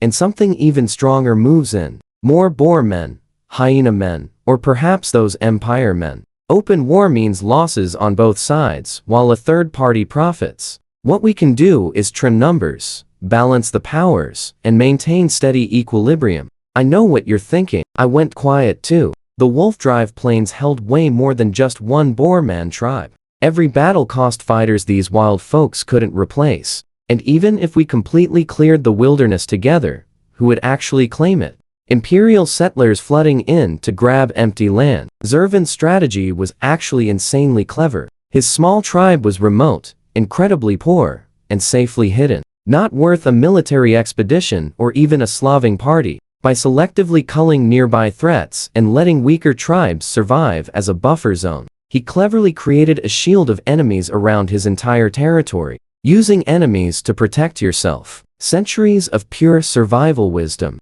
Elder, times have completely changed. I grabbed a handful of sunflower seeds from the table and scattered them out. These are the Basaka. I added almonds next to them. These are the wild tribes. Then placed dried dates on the far side. And these are the ORCs. I pushed the dates forward. Under that heavy pressure, the seeds and almonds scrambled together. The brutal ORCs are already moving south. Maybe the Empire pushes them back someday, but that could take 1 year, 3, 5, or 10. And ORCs definitely don't just raid humans. Every creature in the Wolf Drive Plains will be displaced too. Wild tribes migrating south. Stronger, placing the weaker. The entire balance completely reshuffled.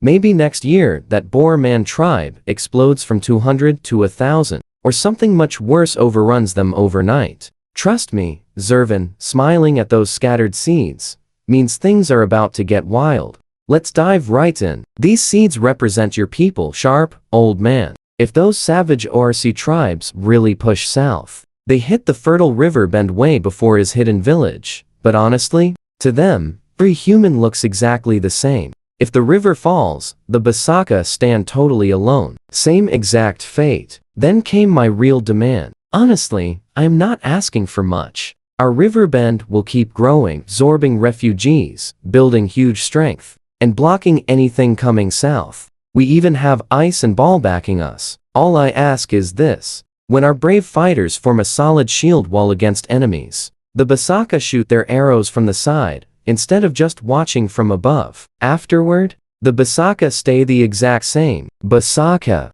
The river bend stays. The river bend, and everyone actually survives. Yet Zervin just stared at the table, completely unmoved. 50 long years of survival instinct wouldn't just bow to some teenager's speech, however logical. The ORC migration wasn't confirmed. The wild hadn't visibly shifted yet. My words needed hard proof before they became absolute facts. I didn't push. Just establishing contact, having a calm conversation, and mapping out the bigger picture. That was totally enough for today. That evening, I devoured a campfire dinner of wild roasted meat. The tribe put us up in the main hall by a cozy fire on thick fur beds. Their absolute best hospitality. Watch closely. That night, 2 wild folk women climbed right into my bed. One clearly had experience. Deep in these mountains with zero outside contact, these remote tribes had to get creative about lineage. Trading brides between neighboring villages, or just presenting newcomers with willing partners. A healthy young outsider like me? Absolute prime genetic material. They even paired an experienced girl with the total novice, just to make sure. I politely declined, not because I didn't want to, but doing anything with Fisha and Freya staring at me with huge, curious eyes from across the room? Totally impossible. We were all sleeping in the exact same hall. Next morning, Elder Zervin handed me a parting gift, a yulong bow, and a quiver of heavy arrows. Meanwhile, Fisha got a nice bearskin blanket. Freya received endless pleas to stay and huge armfuls of food. She was deeply touched by it, but chose to leave with us anyway. She just missed Olivia's flatbread. Up on the mountaintop before heading down, Freya walked to a cliff edge overlooking the vast plains. The silver Onzino River wound into the distance, the Grand Barrier disappearing into thick clouds behind her. Stand back, she told us. Further, when Fisha and I were 10 meters away, Freya took a deep breath and just screamed. Ah, an insane, dolphin-pitched shriek that drilled straight through my very skull. Even standing behind her, 10 meters away, Fisha and I desperately clamped hands over our ears. She screamed twice, then turned around, smiling happily. My teacher has amazing ears. He hears me 100 miles away. Back at camp, I reported to Uncle Yuri, who simply said, "Not bad. At least we don't have to worry about the wild folk stabbing us in the back anymore." He nodded slowly. Keep training the militia, get some decent equipment together, watch the river crossing for boarmen, and keep building that relationship with those wild folk. As I walked away, I heard him sigh heavily behind me. He really has grown up. Old Rusev, the local shopkeeper, tapped his empty pipe. He had smoked through his tobacco supply halfway through the migration. Then marry your daughter to him already. Go get some grandkids. Absolutely not. What does he have to offer, my precious girl? Fair point. Too wild. Just way too wild. Rusev shook his head. Then after a pause, Olivia really is a wonderful girl though. Total shame to waste her on anyone else. I know what you're thinking. Did I finally relax? Nope. I stayed perfectly busy bribing Freya with food to keep digging that canal, pushing, training, and battling public defecation. I actually organized a children's brigade armed with sticks, ordered to painfully poke the backside of anyone caught relieving themselves outside the latrines.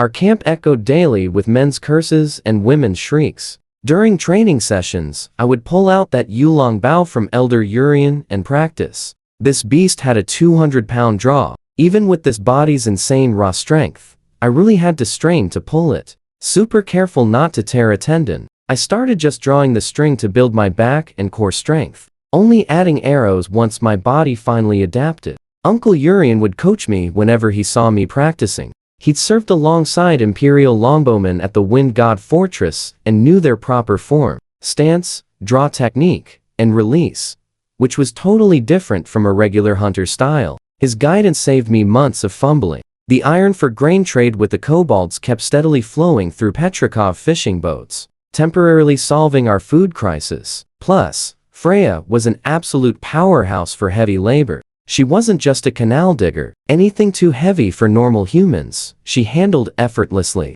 Multi-ton boulders? She would headbutt them into pieces, then push the chunks around like snowballs. The Lord's Hall Foundation, originally planned at 3 feet of solid stone, was now raised to over 6 feet thanks to her strength. The only real problem was supervision. Trust me, leave her alone for 5 minutes? Disaster. Stick with me here. Uncle Urian seized the momentum, building shields and expanding the militia to 50 men. Recruits just used their own axes and spears, since we lacked proper weapons. Another 50 young guys were picked as reserves, training right alongside the regulars nightly. With food flowing freely, Olivia started handing out massive portions under Uncle Urian's direct orders. The villagers bulked up fast, no longer those walking skeletons who first stumbled into camp. Bursting with extra energy after work, these guys needed a distraction from causing trouble. So, intense evening drills by the riverbank basically became a daily routine.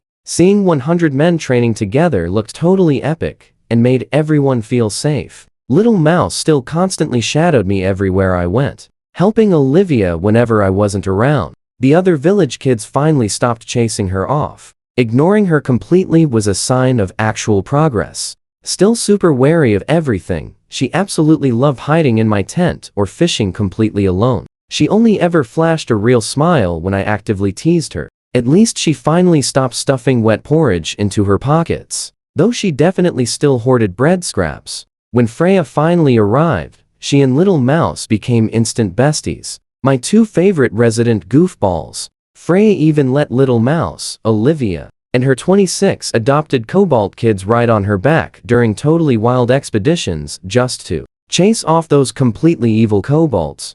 Pay attention here. 26. We only had 20. I physically counted those pups 3 times, yanked out several completely malnourished newcomers, and immediately went to confront Fishin. Did you sneak extra kids inside? Her husky eyes darted nervously. They followed me. Then she finally gathered up her courage. She claimed I invited adult kobolds to camp, saying anyone could come, but only workers got fed. Honestly, I didn't even care anymore. Managing them was Uncle Urian's problem anyway. We were desperately short on hard labor. If these kobolds could actually work, why not? Fish's eyes lit up, immediately cataloging her people's practical skills. Over by the main hall, our big bald guy, Valeri, was building a massive furnace against the outer wall almost 3 meters high. Uncle Urian and the leaders buzzed around it with pure excitement. What is that thing? An iron smelting furnace. Valeri spent 5 whole years as a blacksmith's apprentice. If this giant thing works, we can smelt cobalt ore into pure iron ingots ourselves. That got me seriously hyped too. Back in Eisenball, proper iron ingots easily sold for 5 times the raw ore price. This furnace could literally triple our trade profits overnight. But I still had doubts. 5 years and just an apprentice? Everyone just laughed at my ignorance. Blacksmithing was an absolute premium northern trade. Masters guarded their secrets fiercely. Valeri spent 3 whole years pumping bellows and splitting firewood before he ever laid a finger on a hammer. After 5 years, he could cast basic ingots. But his master never once taught him actual forging techniques. He actually learned what little he knew just by watching from the sidelines. When the local lord summoned his master to forge real weapons, the old men completely left without taking poor Valeri. So, Valeri taught himself carpentry, masonry, and literally anything else he could. As our only real craftsman, he's the entire reason we even attempted building the hall. I watched the furnace construction, unable to truly contribute much. I know what you're thinking. Could I help? Nope, 0 practical skills. But then, it suddenly hit me. The kobolds actually have their very own blacksmiths. Why not bring one over here? They could freely share techniques with Valeri. Maybe we won't even need to buy expensive tools. Uncle Urian slapped the table. Epic idea. Go get one. Why me? Because the kobolds actually trust you the most. They normally just bark at me. I grumbled, but still went. Freya immediately ditched her ditch digging the exact second she saw me heading out. She wanted to play. The Kobold Valley wasn't far at all. Their ore hauling teams had worn a perfectly clear path up the hillside. Kobold sentries quickly spotted us, instantly barking loud alarms. Some ran to warn the valley, while others nervously raised their weapons. But getting closer, they quickly hid their weapons and hunched their shoulders exactly like little kids caught doing something wrong. Inside the valley, elderly kobolds totally panicked at Freya's massive size, running away screaming. The giant beast finally came to eat them. Freya seriously played it up, standing tall, waving her claws, and scattering terrified kobolds everywhere. I totally appreciated the dramatic effect. Intimidation works wonders for keeping the peace. But then, I noticed something else that was super important. These kobolds had seriously upgraded. After losing their best warriors to us, the remaining adults completely reorganized themselves. They carried wooden shields, short spears, and iron picks, with full sling pouches at their belts loaded with stone ammo. Some even had 3 or 4 javelins strapped to their backs. Literally every single one carried a sling. They looked like a budget militia. But you're going to want to see this. When Freya spooked them, they instinctively clustered right into a defensive formation. A literal shield wall. The old kobolds would have just run. Let me show you how Fisher the Husky became an absolute legend in just 2 weeks, completely transforming her tribe's military. She had somehow maxed out her domestic policy skills while looking totally clueless the entire time. When I explained my goal, Fisher gave a quick nod and led us straight into the hidden valley. Smithy. Their furnaces were wildly different from ours. Just tiny clay mounds, barely 3 feet tall, scattered all around the area. Half of them smoked heavily while little guys fiercely pumped air into them using squeeze bellows. 2 tiny, soot-covered workers crawled right into a cooled mound, grabbing iron pellets the size of sand grains. They collected these in clay pots, waiting until they had enough to reheat into big lumps of sponge iron. Beside them, 4 buff workers hammered the red-hot sponge iron, shaping it into solid tools and weapons. Nearby, an old tribal priest in a grass crown danced and chanted, blessing the forge with ancient magic. Standing there felt like traveling back to the Stone Age. Fisher proudly said, "I could take one blacksmith home," while others treated this basic smelting like sacred magic. Fisher saw it as a completely simple process with nothing to hide. I walked right up to the 4 busy blacksmiths, asking who was the absolute best worker. "Now watch closely." They stopped hammering, stared completely blankly, and then every single worker in earshot pointed right at Fisher. Even the old shaman chimed in using broken imperial. Princess Fisher was the absolute most skilled at literally everything. I was completely shocked. Fisher happily wagged her tail, claiming a true chief must be incredibly strong and super smart. She basically learned just by watching, and she was right. As a female, she originally ranked below 30 other candidates. A tribe usually had a powerful chief, a shaman, a head blacksmith, and several squad leaders, vastly outranking her pure bloodline. To actually become the chief, Fisher had to outshine absolutely everyone. Our past battles had definitely helped, taking out most of their absolute strongest elite warriors. Plus, the old shaman was completely useless. 0 fireball skills, just teaching the entire tribe to sing and dance. What she casually left out was that she invented those clay furnaces herself, inspired by visiting the wild folk. Before her arrival, the tribe only used open pits, grinding ore, rolling clay balls, and burning them for 3 straight days, hoping for a miracle. Adding a simple clay dome literally doubled their iron yield. She also reorganized hunting squads, copied our military tactics, assigned everyone a job, and even started building strong valley walls. I honestly told her I had 0 idea she was this incredibly smart, but I couldn't take Fisher. I needed her running the tribe, so no foolish, aggressive rival could ever replace her. So I just brought back a regular blacksmith. The poor guy spoke 0 imperial, feared humans, and almost ran away twice. But I figured a few amazing kitchen meals would easily fix his loyalty issues. He sat totally lost in the camp center, while Olivia sent tiny pups to try comforting him. The angry guy snarled, chasing them right away. He wanted absolutely nothing to do with babies. I know what you're thinking. Doesn't every transported hero instantly find a loyal master dwarf? Blacksmith? Yeah, not this guy.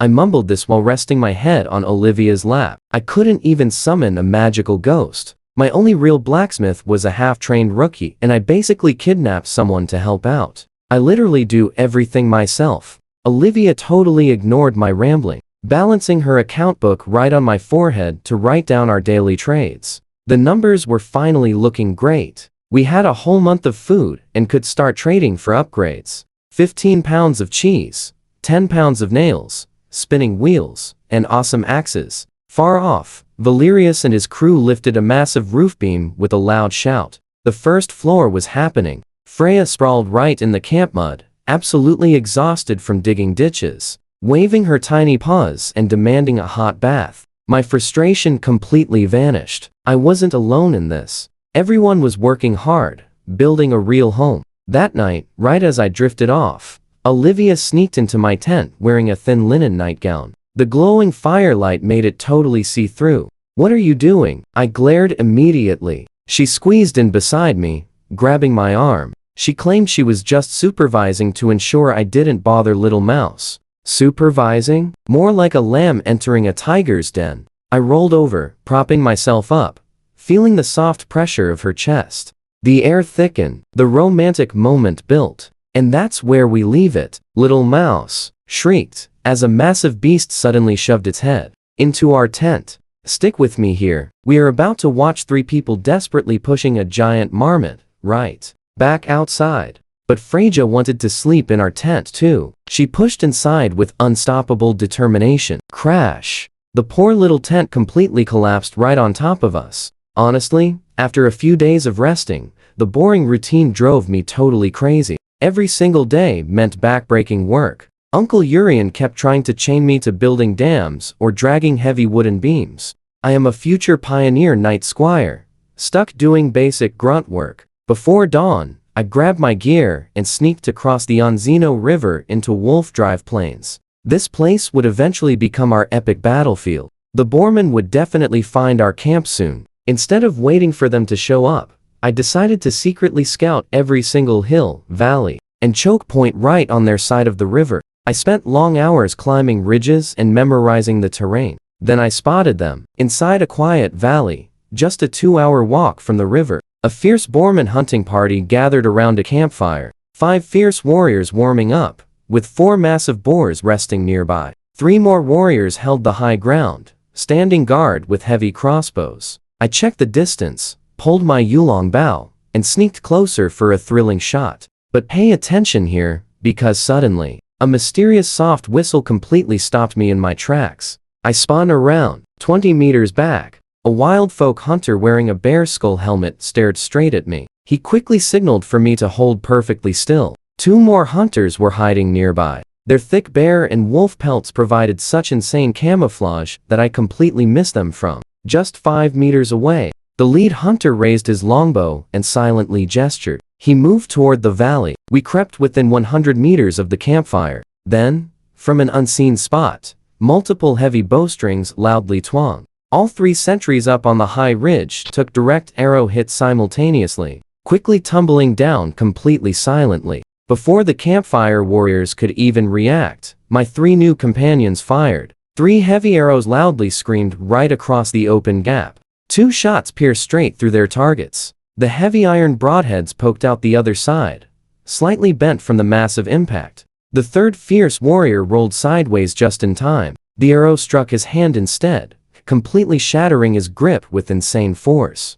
Even heavily injured, the Boorman let out a massive howl, refusing to ever back down. Grabbing his weapon with one hand, he charged forward alongside his surviving comrades. I stood there completely amazed. Let that sink in for a second. These legendary wildfolk hunters were like gaming pros come to life, hitting perfect bullseyes from 100 meters. I practiced longbow skills every single day, and still lacked perfect accuracy past 50 meters. The hunters never paused. Arrows rained down in an endless stream from everywhere, totally overwhelming the charging enemies in mere seconds. The 3 warriors dashed 10 meters, managed a single crossbow volley each, and instantly tumbled down to earth. I fired too. Sadly, arrow zipped right past the nearest Boorman and vanished into the forest. Missed. Within seconds, the entire hunting party was completely defeated. Only 4 frenzied horned boars remained, and the expert hunters handled them super fast. Everyone scaled the trees for safety. I scrambled up just 6 meters high, when the heavy wooden trunk suddenly exploded from an impact. A fierce horned boar totally rammed the tree, driving its massive long horn into the solid wood. The tree shook hard. As the boar struggled, I gripped my sword and jumped. Trust me, you and I are about to witness one absolutely epic final strike. Gravity and body weight drove the sharp blade deep into the beast, almost completely through to the other side.